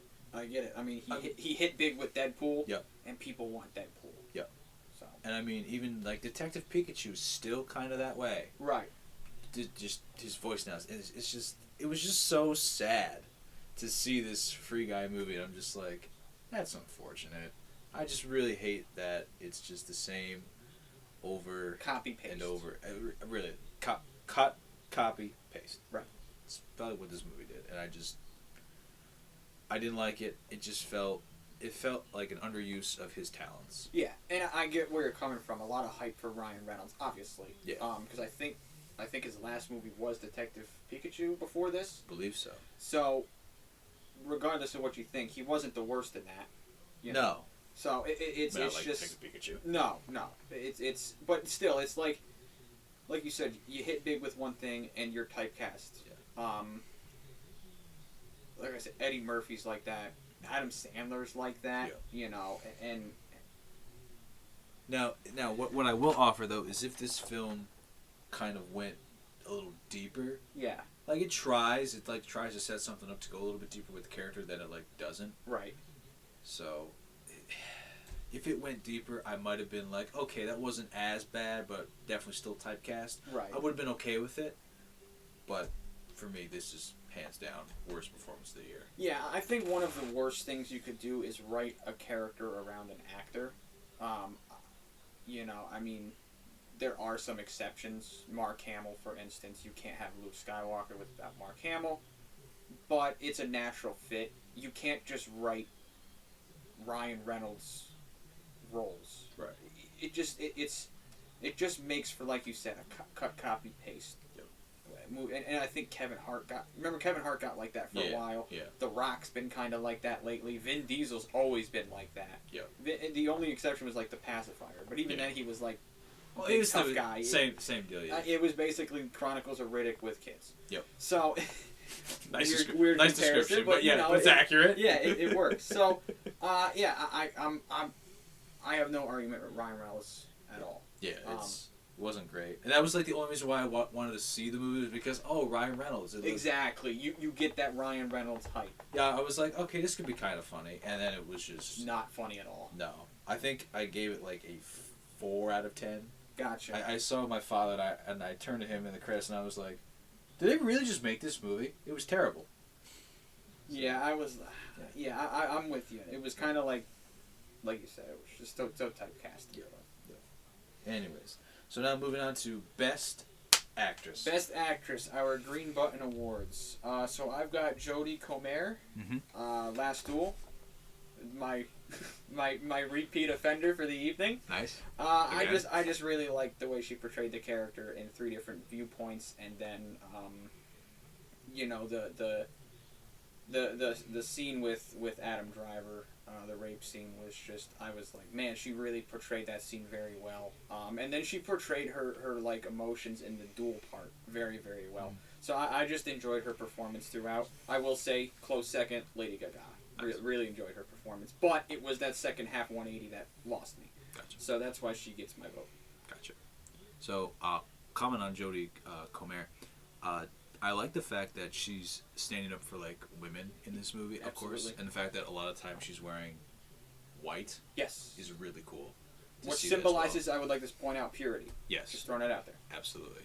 So I think that's just a really like nice subtle touch that I'm not sure if a lot of people picked up on. Yes. It's kind of, I feel like she did what Kristen Stewart tried and failed to do. In a way. Kind of, yeah. I'll agree with that somewhat. So yours was? Mine is Kate Blanchett from Nightmare Alley. Okay. Kate Blanchett. I'm a fan of Kate Blanchett, so let's hear that. So it seems like every single thing she's in, she just absolutely steals the show. Like, I remember the first film that I saw her in was Indiana Jones and the Kingdom of the Crystal Skull. Yep. And she stole the show as Irina Spalko. Which is impressive with thinking about who's in Indiana Jones. Exactly. So, yeah, I'm with you. I mean, Kate Blanchett's probably one of my favorite actresses. Exactly. So definitely. But in this film, she kind of takes like a backseat as like a therapist. Mm-hmm. And it's really cool to kind of see how she's like inquisitive in a mindset thinking, but also not at the same time very submissive until there's like a character switch. But if you're subtle about it, you can pick up on like what she's actually kind of like thinking, which again, I don't know if I just really like the subtleness in films, but I think it's really cool if you're able to like kind of see where a film is kind of going in someone's performance or like set design or something like that. It's like, that's cool. So she kind of like showcases that she's got a little bit more of a dominant side. I hate to use that terminology, but that's kind of what it comes down to. Right. And she kind of like shows that she has the upper hand to Bradley Cooper's character in the film, and is able to kind of like drive him nuts and make him live like an actual nightmare. Right. Which is really cool. It's a really well put together film from Guillermo del Toro, and would definitely recommend. I think it got lost in the shuffle given all the other holiday releases this year, which is very unfortunate because I think it's a really solid film. Definitely long film. I will say that it is 2.5 hours, and sometimes it does feel like that, but it's a nice slow burn. Yeah. But definitely would recommend it. And it's not really like a horror film. I just want to make that clear because I know Guillermo del Toro is very much associated with horror. It's very much like a period piece / drama. Mm-hmm. One note also is the fact that Kate Blanchett is just... I don't want to like come off the wrong way when I say this, but she's like just very beautiful to look at in this film. Oh yeah, yeah. And by that I mean like she has a Nicole like Nicole Kidman for me was always like that. Like she just has like that. I don't want to say she's like an aura. Yeah, you know? Yeah. That's the term that I was trying to think of, aura, where it just makes perfect sense that like yes, she is this character, and you cannot like I'm looking at this character. I'm not looking at Kate Blanchett. I'm looking at this character. Right. Yeah, I think that's what makes a good actress great, essentially. Yes. Yeah, absolutely. You know, because there are plenty of good ones, but the great ones will take a character and just kind of, you see past the actress and you're like, this person is that character right now. Like, obviously I think the best would be Heath Ledger Joker. Yeah. Like, you didn't know you were watching Heath Ledger. So I get that 100%. I get that with, like, say, Kate Winslet, Titanic. I think she played that role fantastically. Yeah. You're like, I'm not watching Kate Winslet. Yeah. So. Even just like, again, with another Kate Blanchett role, she played Hera in Thor Ragnarok. Yep. And it didn't feel like I was watching Kate Blanchett. It felt like I was watching Hera. Right. And it was just... I think, and she fit in that cast, that role, that movie very, very well. Yes. So it was perfect placement. And that's the thing. This is the first time I've heard of Jodie. And I'm like, man, she blew me away with her performance. You know, that was probably everybody's first experience with Kate. It was like, wow, she's really good. Yeah. You know, so I get it. And yeah, the sky's the limit for Jodie. And obviously, Kate's been at the peak for a while. So right. We'll see where it goes. But yeah, I enjoy all of her performances. So no argument here. So basically, I think when it comes down to it, if you can like encapsulate yourself and make me not think it's you, then you're perfect at your craft. You got it. That's basically my genesis. What I'm trying to say here. Right, and for me, that's always been DiCaprio. He's always been the one that's blurred the lines between, is it really DiCaprio? Is it another character? Like, who cares? We're watching a film. You're like, this is this character. Robert De Niro. Yeah, Robert De Niro, Harrison Ford to a T. Yeah, there's just very few. And then you go into the female, you go into Kate Winslet, Kate Blanchett. You know, you have even Lady Gaga recently with Shallow. Her performance was like, wow, she's not she's not her usual singing person. She's this character. Yeah. So and you know, Hasaguchi obviously. So yeah, I mean there's a lot of actresses lately that I've noticed that are just kind of like brought a character to a new level. Yeah. So I get it. I think part of that too is that I think there's been like almost like a resurgence in like character studies. So I think that's also helping propel performances to new and better heights. Right.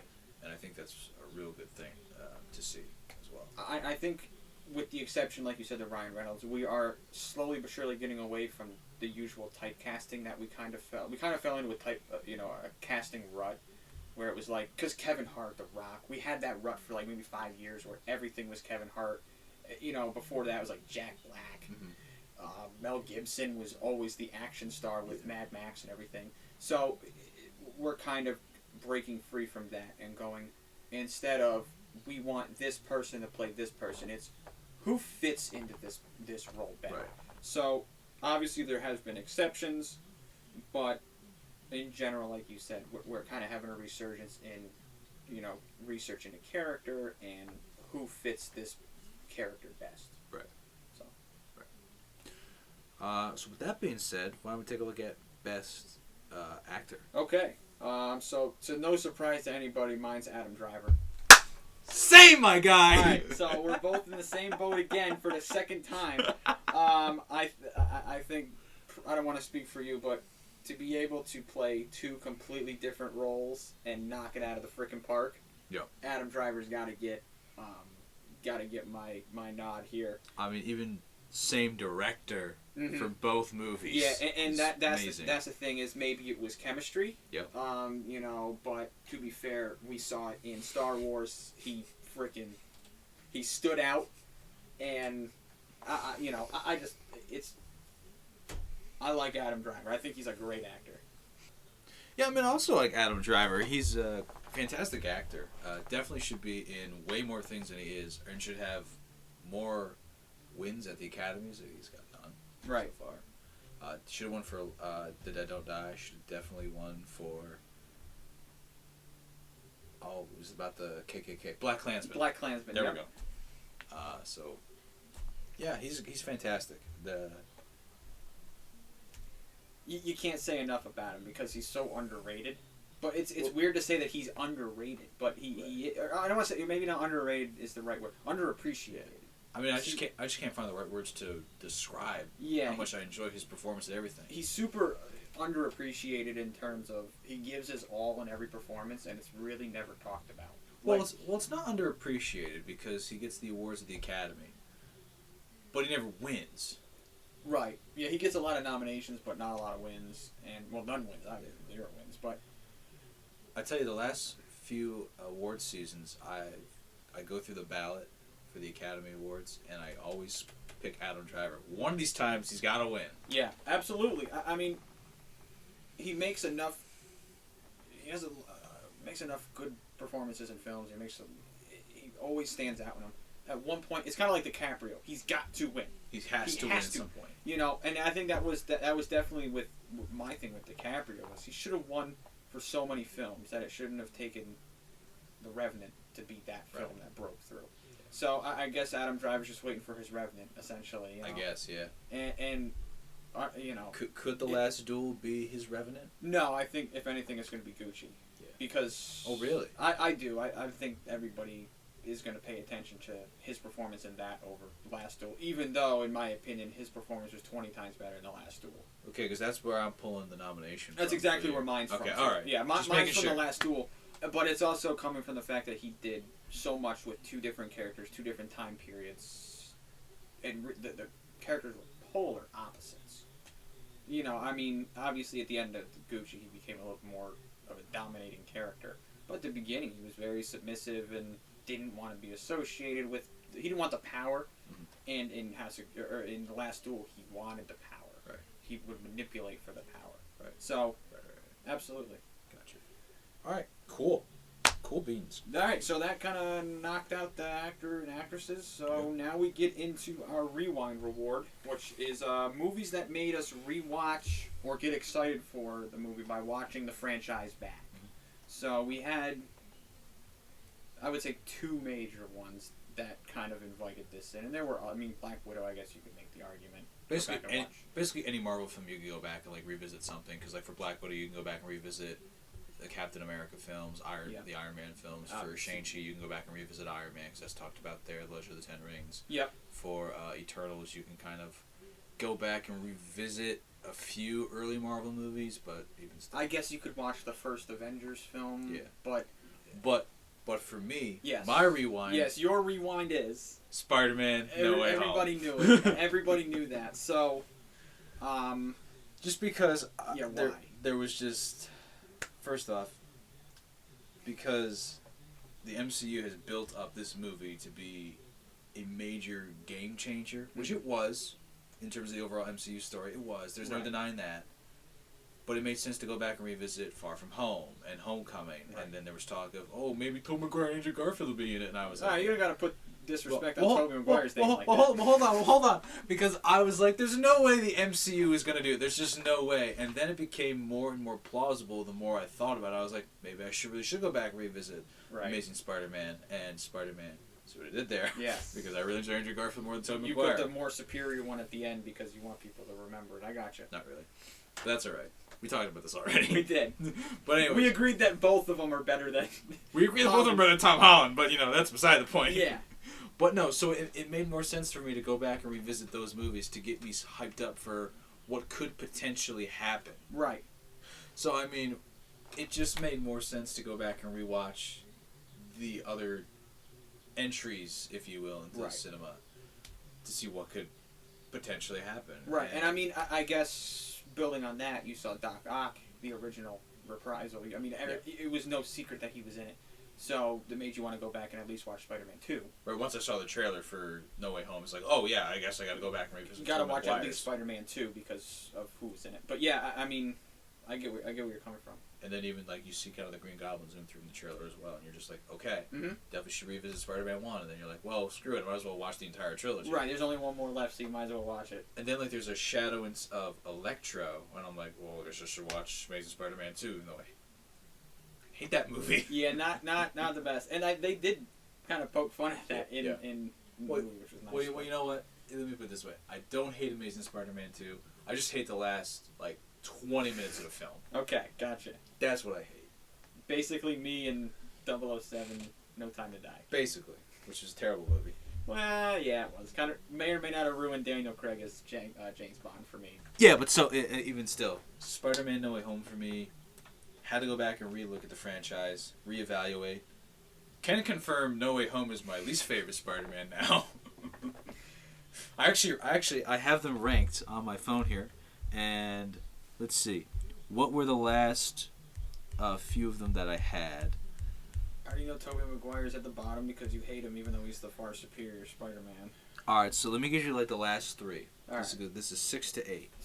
I had Homecoming, Amazing Spider-Man 2, Spider-Man 3. Okay. Spider-Man 3 I thought was the worst. I really enjoyed Bully Maguire. All right. about it. I like the scene where he comes out of the shower with the black suit and he's dancing. I love that part. Facts. But it felt awkward to me. I get it. So that's why it's like on the bottom there. But I would definitely put No Way Home underneath 3. Yes. Yep. Like No Way Home kind of like it does two things for me. It ruins the franchises for me, but it also kind of like refreshes it at the same time. Well, yeah, the ending is like full reset, you know. For everything. For everything, which also to the point is kind of like, why did I even waste my time on Avengers and Captain America? Which we talked about. We talked about. So it's not like a, you know, but yeah, I get it. In terms of getting you a movie that, you know, and maybe that's more hype, but still, regardless, you heard new Spider-Man, you're gonna go watch the Spider-Man whatever movies. Yeah. I think it's the same with pretty much like you said, any Marvel movie. You're gonna go back and kind of revisit. I mean, I don't personally because I kind of remember them. The general consensus is like a new Avengers movie's coming out. Like when they were doing their releases, you went back and watched at least the end of the, you know, latter film. I mean, for Endgame, I definitely rewatched Infinity War. Yeah, absolutely. I think I watched Ultron, Endgame, Infinity War. I watched all of them back when that next one was coming out, just because I wanted to refresh what happened at the end. Right. Like what do I need to know going into it? And you know, I think, you know, most Marvel movies are kind of like that. But unfortunately, and we talked about this the other day, and maybe in the future we'll talk about, is now the TV shows are just throwing a monkey wrench into that situation, where to understand the next film, you're probably going to have to watch Hawkeye or whatever. So, well, we'll talk about that on later podcasts. Yeah, because that's definitely worthy of exploring on its own. Yeah, I mean that could honestly make an appearance for our Doctor Strange video. Yeah. So because of the WandaVision connection. Right. So potential connection. You never know. They might just like say screw it. I guess, but I mean, I assume they won't, but Marvel has done questionable things before in the past. That's true. I guess in terms of editing, they could decide, hey, guess what? Never mind. we I've definitely done that before. Fooled you. They've definitely done that before. Mark Ruffalo. Yeah, Mark Ruffalo. He's a guy. But to be fair, I wouldn't have wanted Edward Norton as Hulk in this entire franchise either. No offense to Edward Norton, just wasn't your role. I don't. It's tough to cast the Hulk though. I think, in fairness, it's really tough. I concur. It's kind of at this point, kind of like, well, no, it's not. But I was gonna say Superman. It's tough to cast Superman, but that's because Superman is Superman. Yeah. It's It's tough to cast Batman. Well, it's not. Call Michael Keaton. Or Christian They Bale. Or they did. They literally did. So they did something right. Finally, DC Warner Brothers is doing something right. They finally kind of come to their senses, I think. I mean, you'd think they hit it big with the Dark Knight trilogy. You'd want to revisit the same success. And Patterson is not the answer. And that's a movie, honestly. So while we're on that, I haven't revealed mine yet. But we'll get there. The Batman trilogy, or the movie itself, honestly, has not made me want to revisit the trilogy, nor the original Batmans with Keaton. Actually, the announcement of Keaton in the show made me want to go back and watch it. So, or the Flash movie. Yep. So that is a prime example. But yeah, that trailer did nothing for me. It didn't make me want to go back and watch it. It didn't. And Spider-Man did the opposite. You saw it and you're like, let me go back and watch it again. And then you had the rumors come out. Yep. You know, like if DC did something like, oh, Christian Bale might come back and make an appearance in Batman somehow, I'd go back and watch it. Right.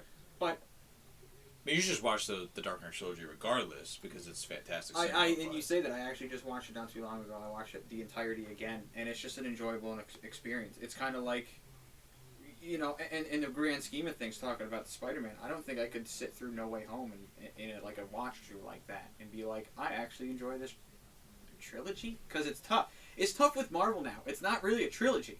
You don't have trilogies. You have like sequences. And for this instance, I would say you could call this a trilogy, only because it follows a story throughout of Peter becoming a man. Right. It's a different kind of origin story than we're used to. That's how it's a trilogy, but like I wouldn't call the Iron Man film is a trilogy. No, I don't count Iron Man 3 anyway. Yeah, well, facts. No, I mean, because when you think of, and I'll throw at the best of all time, Toby, first one, origin, and then it was character building. Yep. We already had a character, and Garfield, character building. We never experienced a character building in this air quote trilogy because we already had that through a different movie. To be fair, they just kind of plopped Spider-Man in last minute in Civil War. I feel like. That's what it feels like. Anyways. No, you're right. It does feel like it was kind of like, man, we need another blockbuster. Well, it was like Spider-Man. Well, to be fair, behind the scenes, I don't know if you know this or not, but they originally planned Spider-Man to be Black Panther's size of a role. Oh yeah. And then they looked at the deal wasn't going to happen with Sony, so they were like, "Oh, Black Panther," and then they were like, "Oh, hey, you guys can have Spider-Man." And they were like, "Crap! Now we got to write it." I gotta write that in because that'll work. That'll work really good if we do that for Civil War. They were viciously trying to get rid of the whiteout that they put over the script. Yeah, I mean, to be fair, I watched a video on YouTube not too long ago that was like all Spider-Man seasons of Civil War. It's like a 5-minute video. There you go, man. Jeez. So. It might be 10 minutes, but still. So yours was Spider-Man. Yep. Mine was a tie, honestly. Okay. It was Spider-Man, obviously. Okay. And it was The Matrix. Okay. I had to go back and rewatch The Matrix, just out of terms of, like, I was really excited for this movie. Facts. Really not happy with it. But in general, I was like, new Matrix, I'm all about it. I'm watching the first 3. I'm going to watch the end of 3 and see if there was any kind of, like, how could he have survived? Because at the time, I didn't know how he was going to be brought back into the picture. Right. So, yeah, the announcement of The Matrix made me go back and watch it. And John Wick's going to do the same. I'm going to go back and... I watch John Wick daily. But I'm going to go back and watch it again for the 4th one. Yeah. So, I'll definitely trill up John Wick before I go see 4. Yeah. Like honestly, here's what I want to do because I know you and I are gonna go see this movie together. Yes. I'd rather like hang out and watch. Like I'll take the day off from work. Mm-hmm. We'll watch John Wick 1, 2, 3. Yeah.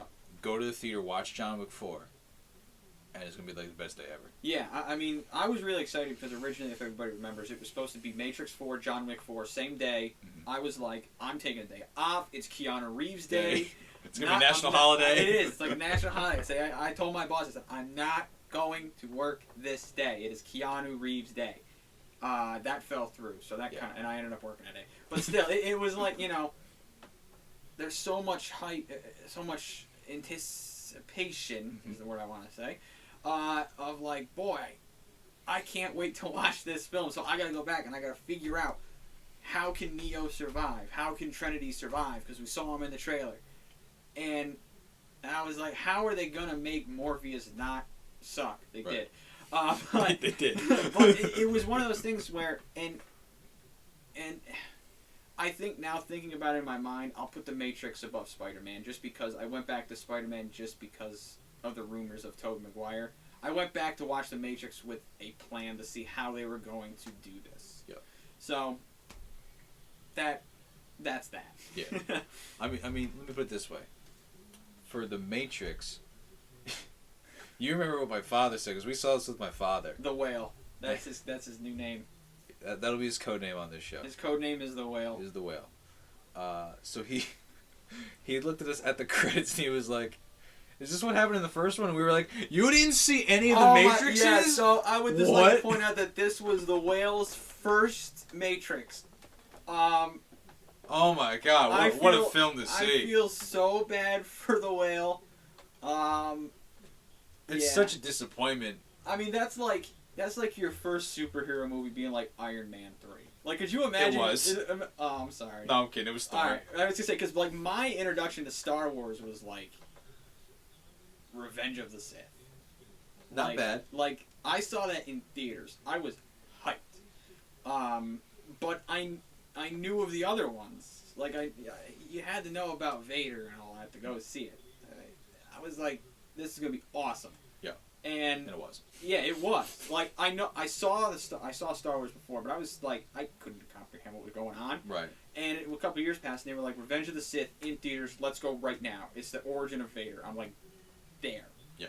And like, waited in line. I had a lightsaber fight in the lobby. It was awesome. you know, it was really, really cool. Like, that was my real introduction to Star Wars. Like, I knew Jar Jar Binks and how everybody hated him, so I wore a Jar Jar Binks mask. That's fantastic. Not a lot of people liked me, but I was all about it. I was like, I am Lord Jar Jar. But yeah, would have been a better ending to episode 9. It would have been great, and you know, I think, like I said, I think I saw the other ones, but I didn't comprehend. Yeah. It. So my real first, like, I'm here, I'm watching this film, I'm absorbing everything, was that. Like, I knew about Darth Maul, and I think, to be fair, the whale knew about Neo and all that. He had to have had a general understanding. But judging from knowing the whale himself, he just went into this film and was like, you guys, what did he say? You guys were excited, so I went to go with you. So I clarified with him later on, 2 days later. And he was like, I wanted to see it with you guys because you guys look very interested in this movie and it looked cool. And I was just like, you should really go back and revisit The Matrix. You're really going to have to revisit it. So, yeah, I mean, the fact that that was his first introduction, I was like, nah, dude, I'm so sorry. Facts. Like, it was just not a great introduction, period. No, I was not thrilled with that. So that was our Rewind Award. So now we get into the Eject Award, which was Disappointed by the Hype. So we kind of, like, foreshadowed a little bit in the last discussion. Or at least I did. Okay. 100% The Matrix. Okay. 110%. I was literally, Matrix title came on, goosebumps. I was like, here we go. We're in it to go. Yep. Downhill. So just saw Resurrections, you were like, damn it. Yeah, I wasn't, yeah. You just didn't like I don't have the vocabulary necessary to describe how much I hated it. I hope you have the vocabulary for that podcast. The disappointment that I suffered in that film. Yeah.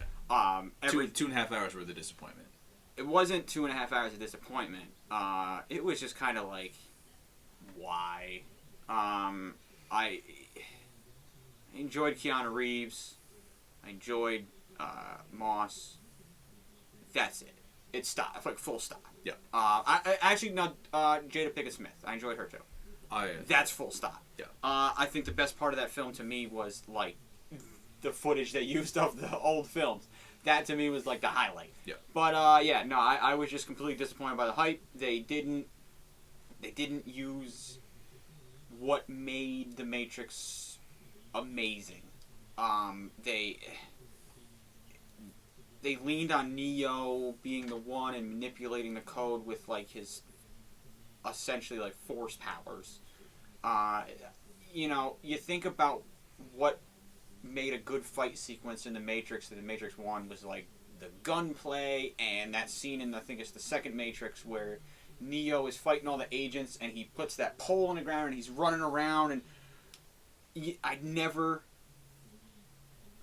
experienced a fight sequence in this film that I enjoyed like that. I was never like, this is The Matrix. It just never felt like that. The fight with the agents in the beginning, like, the girl with blue hair that I don't remember her name because she's that forgettable. When she shoots the agents, they don't do the ducky thing. And the ducky thing is where they, like, go really quick. You know, you see the multiple visions of the guys because they're moving so fast. I'm like, you that's dumb. Morpheus was an agent, which I get, like, Neo or Mr. Anderson coded him from a memory to make him the opposite, but, like, now it was just so disappointing because I'm like, we're gonna get Neo's back, he is the one, and they kind of, the whole point of the film was, like, to save Trinity, and she's the one. I'm like, no, the first 3 films are he is the only hope, and is he something without her? But they're better together. I get that. But, like, the Oracle was, like, told Trinity, you're fall in love with the one. So, like, you just contradicted the entire movie right there. The Oracle is like, are you the one? Do you believe it? But like you know, so I guess it's a gray area. But that essentially is like Trinity loves herself if you take it into context. So that really was just the most disappointing. I wasn't super hyped for Spider-Man. Like I was probably like middle of the road. Like I was like, Tobey Maguire is gonna probably be in it. I'm gonna be excited about it, but that I wasn't hyped about the film. I was hyped about the actor. The Matrix. I was actually mentally, physically, whatever. I was hyped for that film. Gotcha. So that's why the Matrix gets my nod. Gotcha. So what would be your disappointed? My disappointment is actually Candyman. Candyman. Okay, that's a hot take. Let's hear that. So I enjoyed the original Candyman film. Mm-hmm. It totally terrified me. It wrecked my dreams for probably a good 2.5 weeks. Yep. Just absolutely terrifying. I'm not a fan of bees. Mm-hmm. Just absolutely flat out see a bee now, I get terrified. With the exception of Jerry Seinfeld. Exactly. You like jazz? Nice. All right. That's a sound. Yes. So definitely, yeah, I get it. So it's one of those things where a movie plays on your fears. Like I think, was it like Jaws was a fear of sharks in the ocean. Mm-hmm. So Candyman plays on the fear of bees, and so go ahead. I'll let you continue your explanation there. Yeah. So it just totally got me terrified, and I was like, you know what? This feels like a concept that could use a nice refresh in 2021. Yeah. Because there's a lot of things that are very scary, and just political atmosphere, social atmosphere.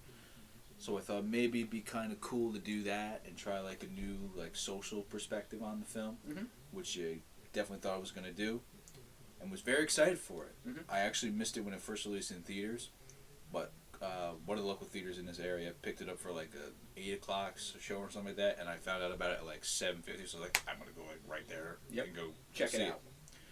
So I did, and the film is how best to put this?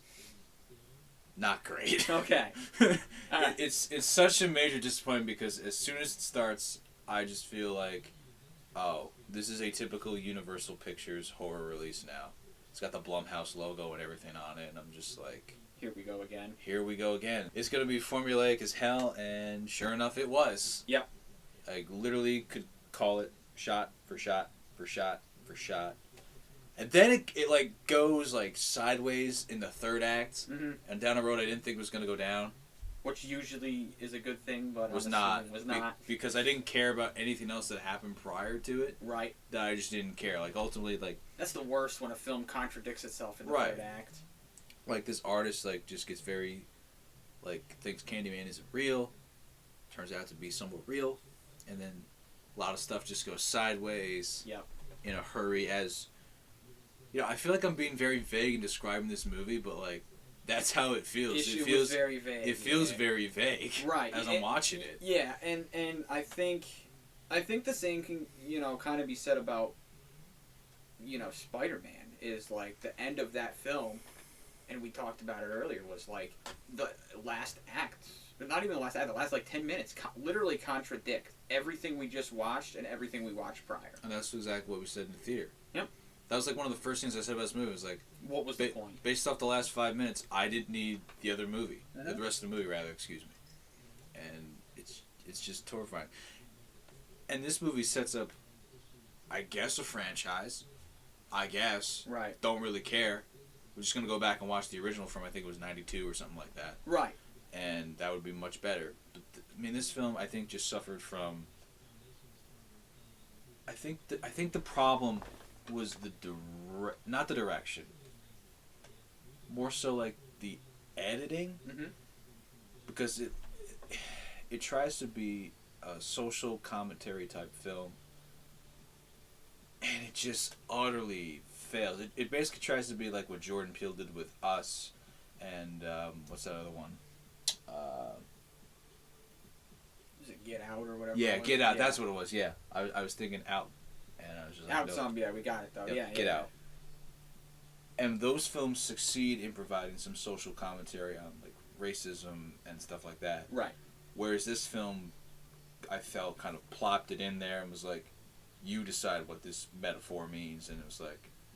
But that's not why I'm watching a movie. No, it was more so just kind of like, yes, but having this element doesn't enhance your movie if you don't do anything with it. Right. If you do that and leave it up for, someone's own interpretation, you got to provide context, and it sounds like they didn't provide any context. Barely any. Yeah. So what's the point? I mean, like, to me, my best context is Shutter Island, Yep. DiCaprio, Yep. where to this day, I still don't really know. And that would probably be, a really good discussion we could have in the future. But it's just like... I'd go for a rewatch of Shutter Island. Yeah. I think it's like you got to just take into consideration, like, if you're going to leave something up to interpretation, you got to provide some kind of context or base level control. Otherwise, it's like, why am I watching this film? What's the point if you're just going to throw something in there and then just leave it at that? And I think that's what made, like, Get Out, for instance, so good, is it gave you that context. Yep. You had your own interpretation to make, but it didn't force feed you, if you will. Right. And it also didn't just kind of, like, say, here you go, and then leave it. Right. So, yeah. But, yeah, I mean, in terms of, like, hype, I would attribute that to your experience to my viewing experience with Silence of the Lambs. Mm-hmm. Silence of the Lambs to me is that was like, I watched it at like 12. Probably not a good idea. Definitely not. But it was like terrifying. Like, and the fact that they were based on like real serial killers only added to that. Mm. But then Hannibal is like, no. Yeah. And then the more recent, the Clarice TV show, not great. Don't recommend. Well, I would not recommend at all. No. But Silence of the Lambs is like the first movie was very, very good. I enjoyed it. Yeah, and to wrap up my discussion here on Candyman. Yeah. I just feel like aesthetically the film looks amazing. Mm-hmm. Love the color palette, love the cinematography. But again, if you're going to do nothing with that to serve your motif or your message, Right. or maybe not let me rephrase it. If you're going to just not do much with that setup, there's no point in spending the money to make a movie. Now, I do think some of this probably was like Universal being like, we got to do X, Y, and Z because we're probably going to like make a franchise out of this and kind of tie it with the other Universal Blumhouse properties at some point. And whatever, yeah. It's just unfortunate. I think it the prime example of like not living up to the hype or disappointed by hype would be The Force Awakens. So much hype. Like, brand new Star Wars, here we go, we're back. We know all about it. And I get some people like it. Personally, I know I don't. I know you probably share the same sentiment there. Yeah, It was not a good reintroduction into the world of Star Wars. For me, first viewing of Force Awakens, I was like, this was a really solid movie. Because that was your first one you saw in the theaters, right? Was Force Awakens? If you're not going to count Clone Wars, yes. Okay, yeah. The animated Well, I saw the 3D re-release of Phantom Menace when that came out. Okay, so this was the first new Star flat Wars out you've never seen before. Yeah. Yeah. Because that's how it was for me with Revenge. Is I saw the other ones, I didn't really comprehend them in a way, especially the first and second movie because they were so technical. Which I guess after seeing the last, 7, 8, and 9, kind of makes me appreciate how good, or at least what Lucas was trying to accomplish. Right. But yeah, that's like prime example of not living up to the hype. Right. So the fact that here's this new movie, The Candyman, with a new political atmosphere to play on, and it's just didn't deliver at all. Like, you went back and you were like, I'm gonna rewatch the original, and it's gonna blow me away. Like, I'm ready. It's gonna be almost a completely new film, and it sounds like it didn't deliver. Actually, when I went home after seeing the remake here, yeah.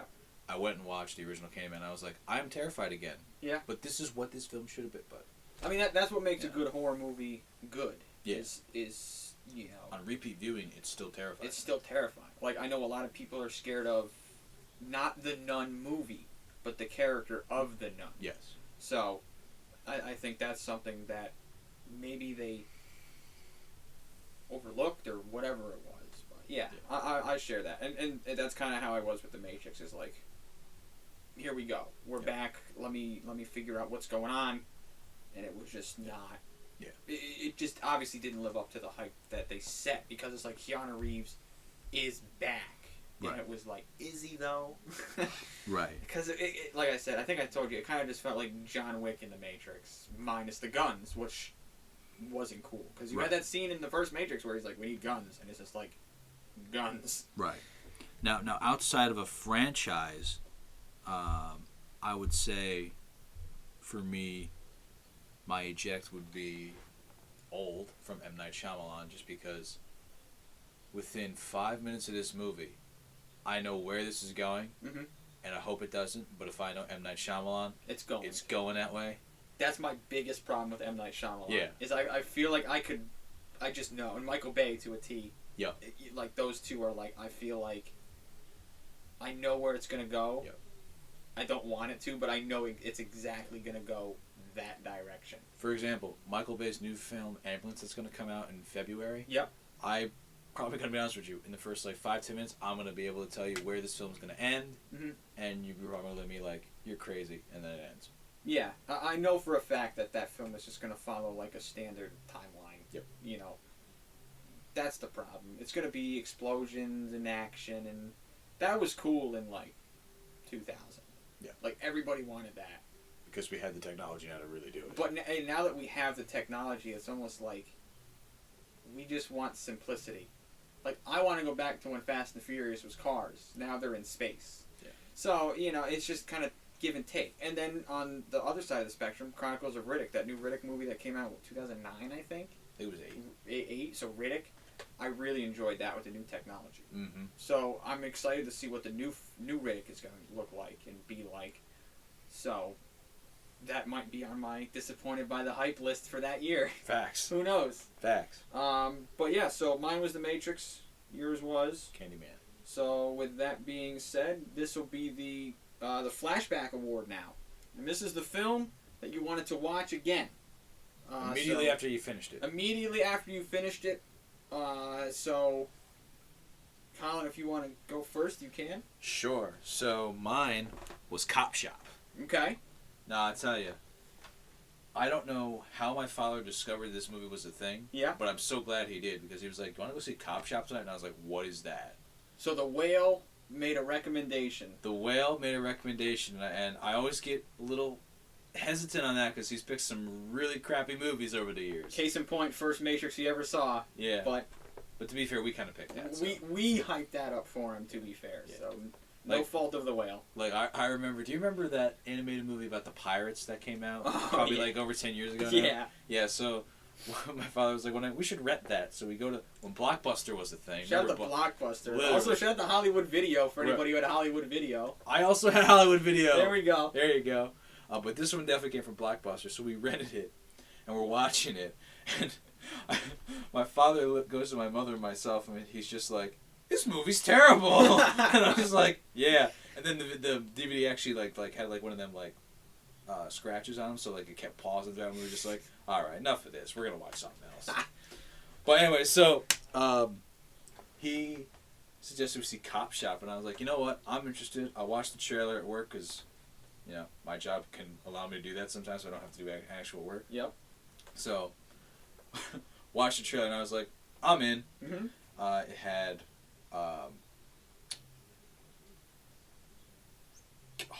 can't think of his name. It's okay. Oh my God. It's alright. You'll get there. Look it up. Alright. So, I haven't seen Cop Shop. Not a great start to me seeing it, but it is what it is. Alright, so it stars Gerard Butler and Frank Grillo. Wow, Gerard Butler. Alright, so Gerard Butler. Let me tell you something. He's a good guy. Let me tell you something. He's a great guy. Not in this movie, but he's a great guy. I liked him in that movie with Heigl there. Oh, yeah. The news show there. The Love Show. Oh, man, that was a great movie. Yeah. So, yeah, alright. So, anyway, Gerard Butler and... Yeah, so Gerard Butler plays a hitman. who gets put in jail. This whole thing like takes place in like a police center with a jail, and they're trying to get out of the jail, right? But then what happens is a criminal walks in and takes over the jail. So now everybody's trying to stop him, including the characters of Butler and Grillo. And it's kind of funny. It's just an action. It's a mindless piece of entertainment. It really truly is. But man, I tell you, I was just so encapsulated by this movie that as soon as it hit, directed by, I was like, I want to watch this again. There you go. I really want to watch this again. Also, shout out, the movie was The Ugly Truth with Gerard Butler. Would have never came up with that. That is, listen, so I looked it up because I was interested in the IMDb. 6.4 out of 10, 28% on Metacritic, 14% on Rotten Tomatoes. 81% like this movie on Google users, though. This movie is hilarious. Let me tell you about that movie. So anyway, Gerard Butler, great actor. The other guy, what has he been in? Frank Grillo, you mean? Yeah. All right, so Has he been in anything else that myself or the viewers might know?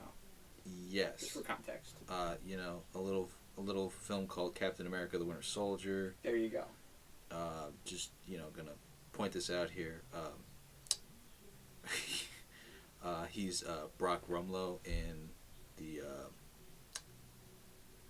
Marvel Cinematic Universe. There you go. Also, so for anybody who's not aware, Gerard Butler, King Leonidas 300. That was probably his most known role. Would be that one. Frank Grillo was also in Zero Dark 30, I might add as well. There you go. So you have some good films for that, and you have The Ugly Truth with Gerard Butler and Katherine Heigl. But seriously, as much as I could talk about Cop Shop, I'd rather just say, go see it yourself. It's hilarious. Yeah, I mean, it's action packed. It's always good when you watch a movie, and then immediately, like when the credits end or are rolling, or like you said, when it's directed by, and you're like, I could watch that again, or I want to watch that again. For me, it's always Last Jedi. There you go. So it's always nice to have a movie that's like that. So for me this year, that movie was The House of Gucci. Really? It was The House of Gucci. I didn't expect that at all from you. Yes, this one is this one's a curveball because I was entertained by it, yes, but I immediately wanted to rewatch it, knowing the full context of the story, where the characters end up, and kind of dive into how did these characters and actors and actresses portray the character development. So it was more of like a technical rewatch, more than like I really want to watch it again. But to be fair, I did really want to watch it again because it was a lot to take in, but it was an enjoyable experience. Okay. So that's and we talked about it before when we were talking about Pacino for Supporter. So it was just kind of like, yeah, I'd really like to watch this again with the mindset of this is where the characters end up and how they develop. I just kind of want to go back and watch it and maybe watch it multiple times and watch every individual character. So Driver, Gaga, Pacino, Leto, all of them. Yeah. So mine's maybe more of a technical aspect. Well, no, in terms of like just watching the characters, but. Yeah, no, I see that because I mentioned earlier. I look at it from a character study perspective. That might be a good idea. Yeah, absolutely, and I think that's where my idea kind of stemmed from. Is like I really like to study and just see the development.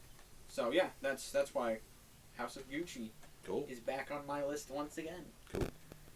So with that being said, our next award is the Fast Forward Award, given to the films that dragged on. Mine had two. Okay. But I narrowed it down. Okay. To Spencer.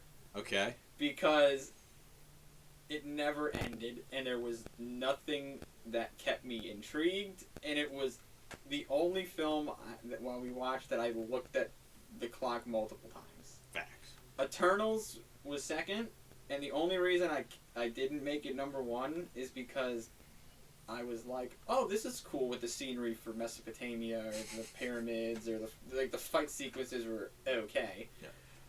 But Spencer had nothing. Gotcha. Like 2 scenes with the kids was all it had. Yeah. And even then, it was kind of...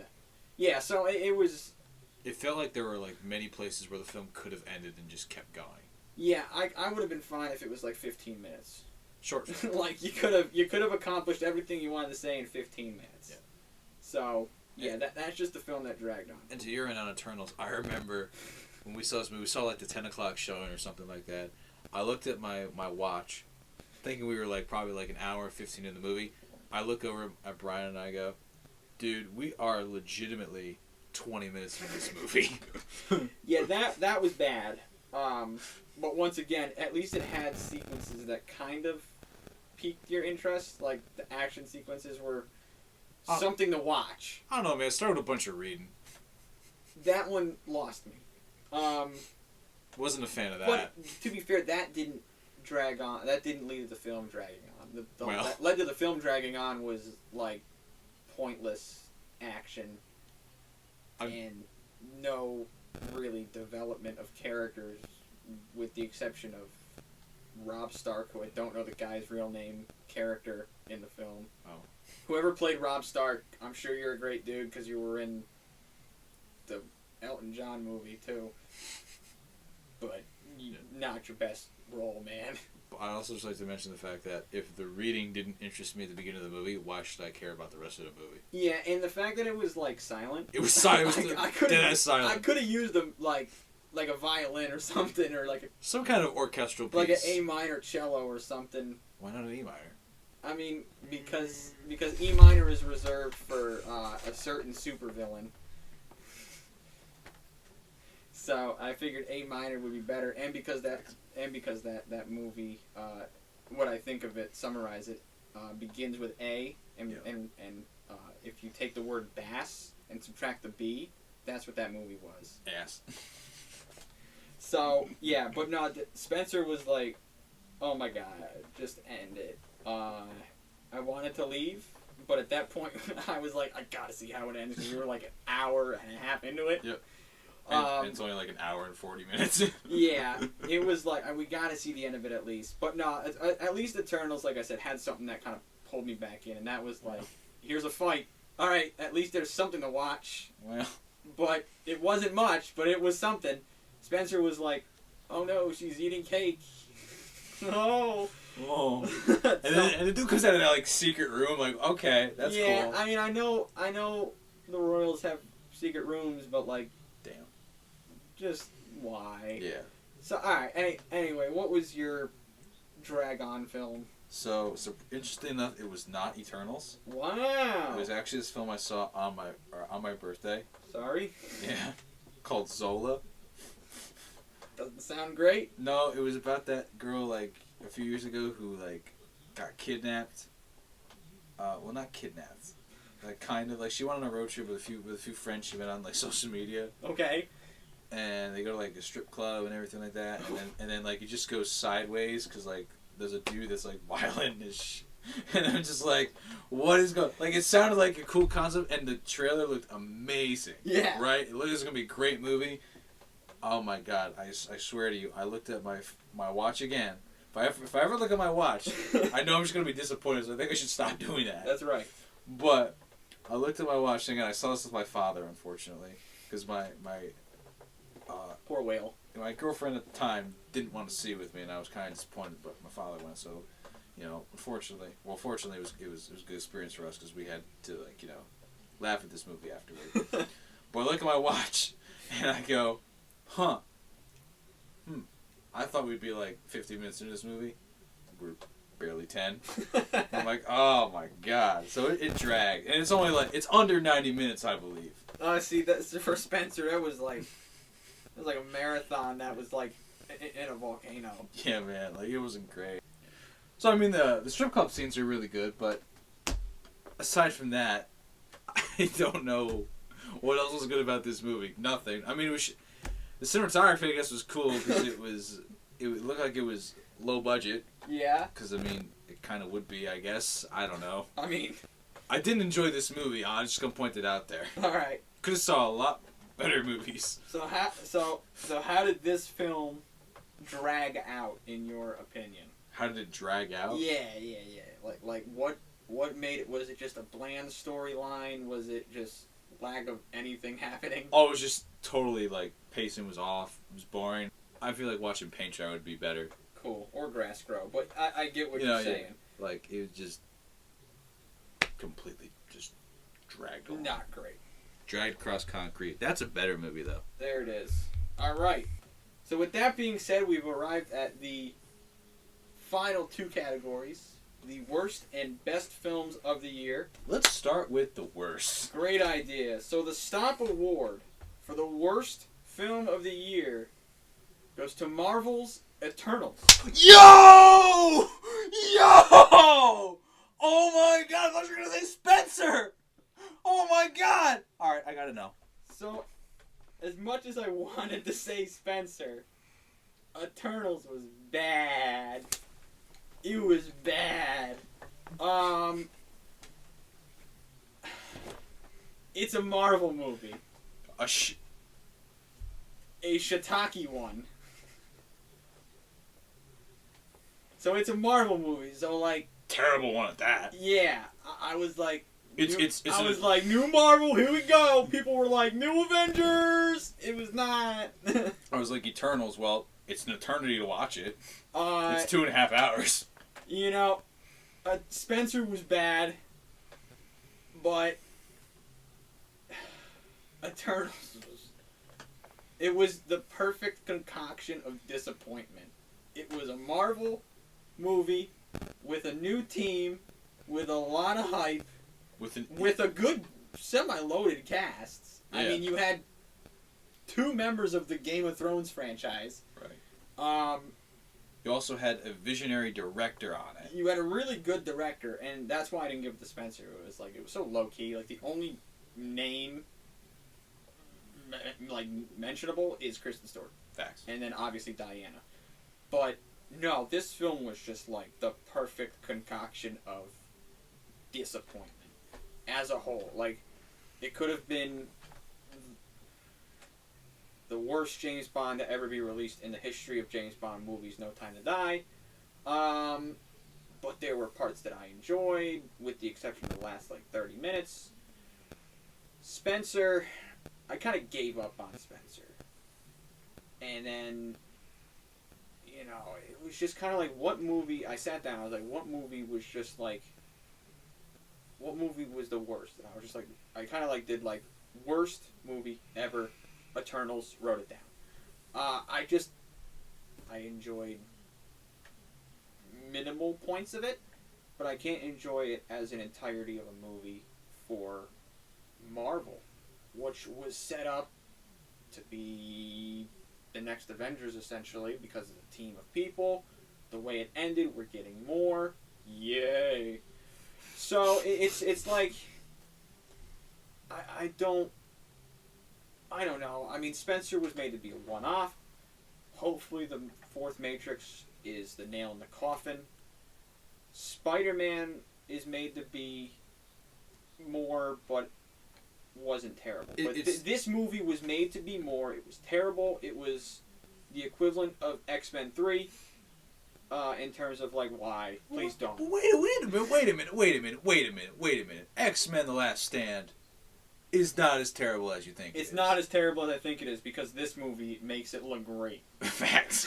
Just wanted to point that out there. Yeah, but I mean, in the grand scheme of things, X3 was kind of like the Spider-Man thing. Why did I watch the other ones? Because it's just No, that's Dark Phoenix, because it's basically The Last Stand. Essentially, yeah. And it's a worse version of that. Yeah, but no, it was I don't know. I couldn't enjoy it. I really couldn't. I was no. So, I mean, I took everything into consideration, future movies, rewatchability, performances, soundtrack, everything. All in one, and I'm for me, Eternals. So. I'm in the same boat as you. I considered everything. I was just this is terrible. It sits in my phone, because I keep a list of rankings and everything. It sits at a 0.5 out of 10. Yeah. That's how bad of a movie I felt this was. The reason why it has a 0.5 is because I liked majority of the score. Yes. That's like the only thing I enjoyed about the movie. Which Marvel movies have, to be fair, always had a decent score. Yeah, there's some that really do stand out, such as like Far From Home. Yeah. That one stands out to me. Mm-hmm. Winter Soldier stands out to me. Thor: The Dark World also stands out to me. Endgame had a pretty good soundtrack too. Endgame, I mean, It's kind of generic. Cause yeah, I know, but I could watch or listen and visualize scenes in Endgame to the soundtrack. In terms of our earlier conversation, okay, I will concur with that. Yeah. But as far as it being like on a generic sense, that to me kind of felt like Pretty. Yeah, it was kind of like, okay, here's an action scene, here's an action song. Well, because it was kind of like cut and paste with like all the other Avengers movies and Avengers cues and themes like that, so it was kind of the same. Yeah, I'd say Just the on a most. greater I would scale. say the one that disappointed me the most was Ultron. I think that had a terrible soundtrack. Ultron just didn't do much in general. No. And you know, but it's kind of the thing though. Like the Dark World and Ultron seem like they're just very unimportant things. It seemed like we need an extra movie or two in between. Until you get to like Infinity War and Endgame, you're like, ah. So that just one little piece of this movie was super important, apparently. Right. Interesting. All right, but anyways. But yeah, so Eternals just, I didn't like the performances. I didn't think Chloe Zhao did a great job with this movie. Mm-mm. I think she's a great director. Nomadland was fantastic. Was really excited to see her. Her direct. take on a Marvel movie, Yeah. essentially. Yeah. But I think it just kind of constricted. I feel like watching the movie, she felt constricted as a creator because obviously it's a Marvel movie. You know, there's not a whole lot of creative leeway, but there isn't. But I just think she didn't get that kind of creative leeway that she deserved for this kind of property. Right. I mean, I'd like to see what, like, James Gunn, for instance, could have done with a film like this. You know what I mean? Just to see what they could have done. For the Marvel Universe, I'd rather have James Gunn just stay with Guardians. Oh, but absolutely. I get what you're saying. Right. All right, so maybe I would just say James Gunn because we talked about him previously. But, you know, even anybody, even just retain the crew, the entirety of the producer, editor, director, all of that from the Avengers and just carry it over.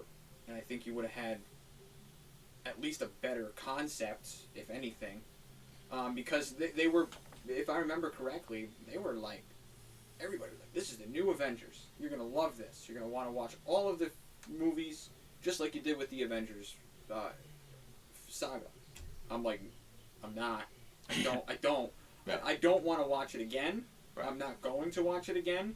I will begrudgingly watch the second movie just to see how more twisted and construed everything becomes. Yeah. But no, it was definitely the least enjoyable movie as a whole for me. Mm-hmm. I'd also just like to point out the fact that I wasn't liking this movie. Then like an hour, 15 hour, 30 into the movie, they tried to describe how sentience work, and I was like, first off, it's not how that works. Right. Second of all, you're gonna try to explain it to me an hour and a half into this movie that I also don't really care about. Could have used that earlier too. I mean, you already had like an hour of text in the beginning. It felt like, so just throw that in there. Would have been really helpful if this was like one of the first scenes we saw. Yeah, I mean, I could have used it. Like the first scene would have been like a sentient scene where they were just explaining it.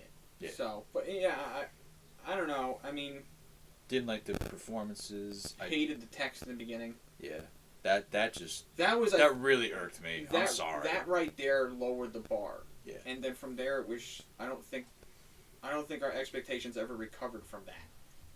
Because of just like, here's your introduction to this new franchise, this new team, this is text. Yes. Like, if I want to, I'll go back and read the comics at that point. Right. Because at least I get something out of it. And to just juxtapose this with Star Wars, which begins with text, With a song. but there's a main title, like you said, and that like sets me in the mindset. This was just, and imagine reading words right there, like that's how it felt. Yeah. Did that feel awkward? Because that's what it felt like. Yeah, like just complete silence. Just film starts. Yes. You're like, I don't It doesn't. get it. It doesn't feel like a good introduction. No. Like Avengers, I feel like if they did a text, they would have had some kind of like orchestra in the background where it was like just a typical Avengers song, like a patriotic right hero. Well, even Civil War kind of starts with like this like rush of like wind, and then it gives you like the location and the year. Right. It's obnoxious, but it works because it gives you something. Yeah. But like this was like opening a book in like a quiet hot tub or something.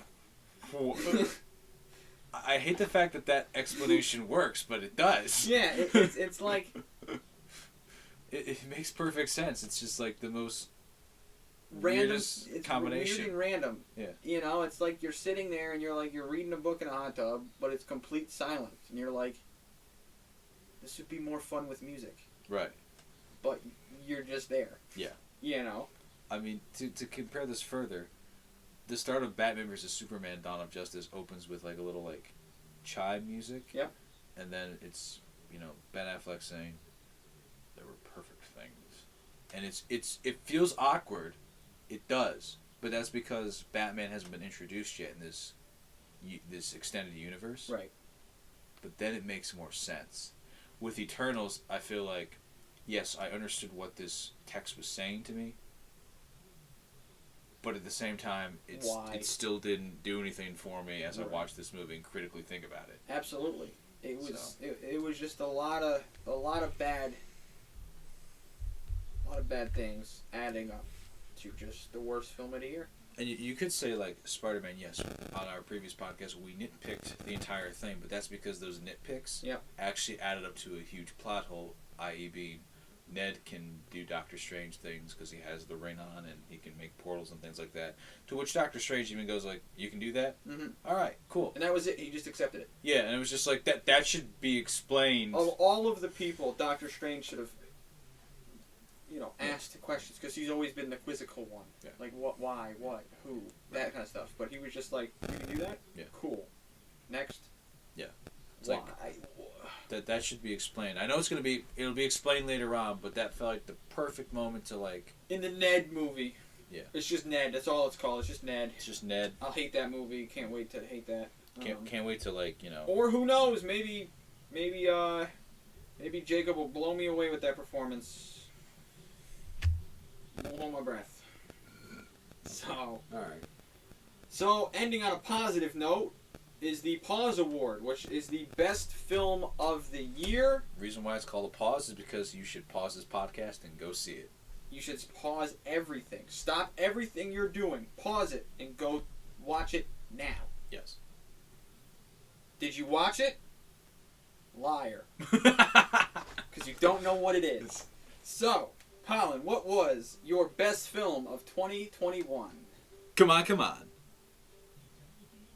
Thank you for pausing and watching. Come on. It starred Joaquin Phoenix, who was the man, the myth, the legend, the man in black, Mr. Johnny Cash, and also one of the best Jokers. Not the best, but one of the best. He was also the Emperor of Rome, Emperor Commodus, in Gladiator. Spoilers! Spoiler alert! Damn you. If you haven't seen the movie that was released over a decade ago, 2 decades. Yeah. You suck. So. Yeah. Come on. Give us an explanation as to why that is your favorite film. It is my favorite film of the year because... Of the year. Just want to point that out. Not the month, not the day, the year. Correct. Or the hour? The year. The year. So, this film is very... It's timely and also timeless at the same time. Mm-hmm. The film follows Joaquin Phoenix, who's an uncle to this child who... He just has this childlike sense of wonder where he's always kind of like questioning things and looking at things from a different perspective. And I found that to be kind of cool because I feel like myself personally, I feel like these last few years I've just kind of gotten in this like monotonous kind of one way of thinking, like it's like there's no gray area, everything's black or white. Mm-hmm. And interestingly enough, the film is actually in black or white to kind of further this, but the content kind of makes me question and like think more about how could I like change my perspective on things? How can I look at things differently, like the child does? And Joaquin Phoenix also kind of comes around and is like, you know what? Maybe I should also kind of think differently about some things as well. And it was just a film that made me feel like whole and made me be inspired to kind of like change my way of thinking, and it just really inspired me to be a better human being. And to me, I felt that resonated with me, especially in like my professional life, but also like on a personal level, just to be like, to take kind of like an introspective look at myself and how can I better myself. And to me, that message just really spoke to me. I mean, the film is only like a little over, I think, an hour and a half, and boy howdy, it felt like time flew. It was really well done, really well put together. Cinematography is absolutely wonderful. I mean, a lot of it looks like it's just like you're looking at like old photographs. That kind of like I said, timeless appeal to it. Mm-hmm. So I just really thoroughly enjoyed that appeal, that it's timely but timeless. That's what I just love about the movie. There you go, man. So, Come On is your 2021 movie of the year. Indeed. I remember I left the theater and I was like, I don't think Spider-Man's going to take the top, but like, 'cause this is a 10 out of 10 movie for me. Yeah. So, and it didn't. There you go. So mine is, to nobody's surprise, The Last Duel. Wow. I'd like to say I'm shocked. Really enjoyed it. I've talked about it a lot already in this podcast, so I'm not going to go too into it. Just really enjoyed the viewing experience all around. So it a long movie, like you said, just time flew. Yep. So just enjoyed that. I can tell you what movie it wasn't. No Time to Die. Yep. Did enjoy it. So to that end, that is the first annual Pause Awards, and if you don't already have enough titles that you should go and watch, Brian, what's something that you've been watching lately that you think people should go check out after they watch these movies? Yeah, I mean, in terms of movies, I haven't really watched a lot of new movies lately, with the exceptions of the ones that we saw. Mm-hmm. Even like an old favorite. Yeah, I mean, old favorite. Go back and watch the first Matrix in honor of the whale, I would say. So you revisit that. He still hasn't watched it. He still hasn't watched it. I'm a little upset, ashamed, but it is what it is. But yeah, if you want something that's a little different, and something kind of cool, check out The Witcher on Netflix. I feel like Henry Cavill gives really good performance in there, and you can. I really enjoy. I think I told you about this earlier. Is he really enjoys the character that he's playing, and same with Joaquin Phoenix, going back to him, and Gerard Butler got into it with King Leonidas, but Henry Cavill really gives himself all of this role, and he enjoys it. He likes the character, he likes the books that were written for the Witcher series, so I would recommend checking out Witcher Season 1 and Season 2, which just was released not too long ago, all the episodes. Mm-hmm. So, but in terms of like a movie, Matrix 1, check it out. You won't be disappointed. Gotcha. So what do you got? For a TV show, honestly, this is only based off the first episode. Mm-hmm. But if you have Disney Plus, we recommend checking out the Book of Boba Fett. Definitely kind of cool to see that. It fits in the Mandalorian universe. I wasn't big on the Mandalorian, but I definitely feel that was mostly because the Western style format I feel like didn't translate well to the Mandalorian. Mm-hmm. But it translates well so far, again, based off 1 episode 2 Boba Fett show. So would recommend checking that out.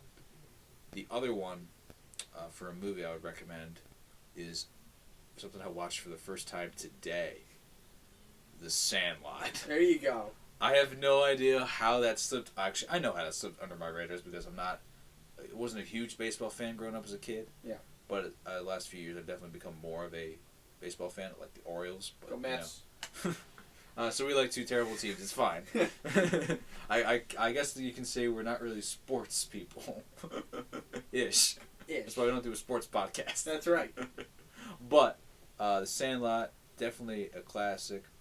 Definitely love the casting. I love the story it tells. Mm-hmm. Definitely a great editing film to look at because it concocts a great narrative. Yeah. So definitely would recommend checking that one out if you haven't seen it.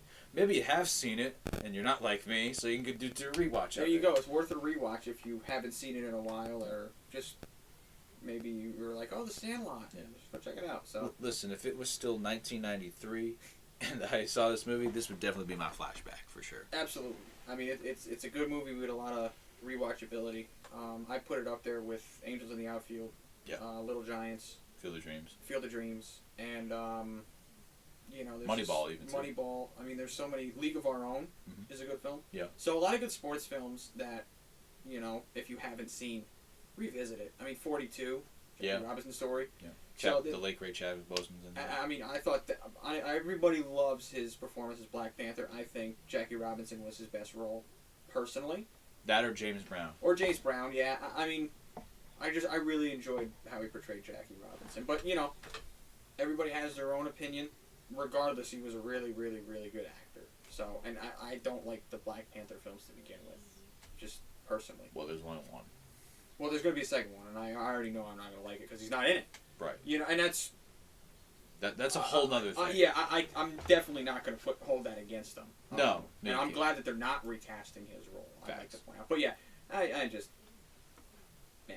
It kind of is what it is at that point. It is what it is, but... Unfortunately. Yeah. But yeah, I mean... Good movies there to check out. Yeah. There's some old ones out there. Check out The Goonies if you haven't seen The Goonies yet. Love The Goonies. So, that has been the Pause Podcast 2021 Awards. Yeah. Our next episode will be The Matrix. Yes. So, if you were intrigued by our Matrix discussion, strap in, because it's going to be resurrected. It's going to be resurrected. Puns. I'm Colin. I'm Brian. And this is the Pause Podcast.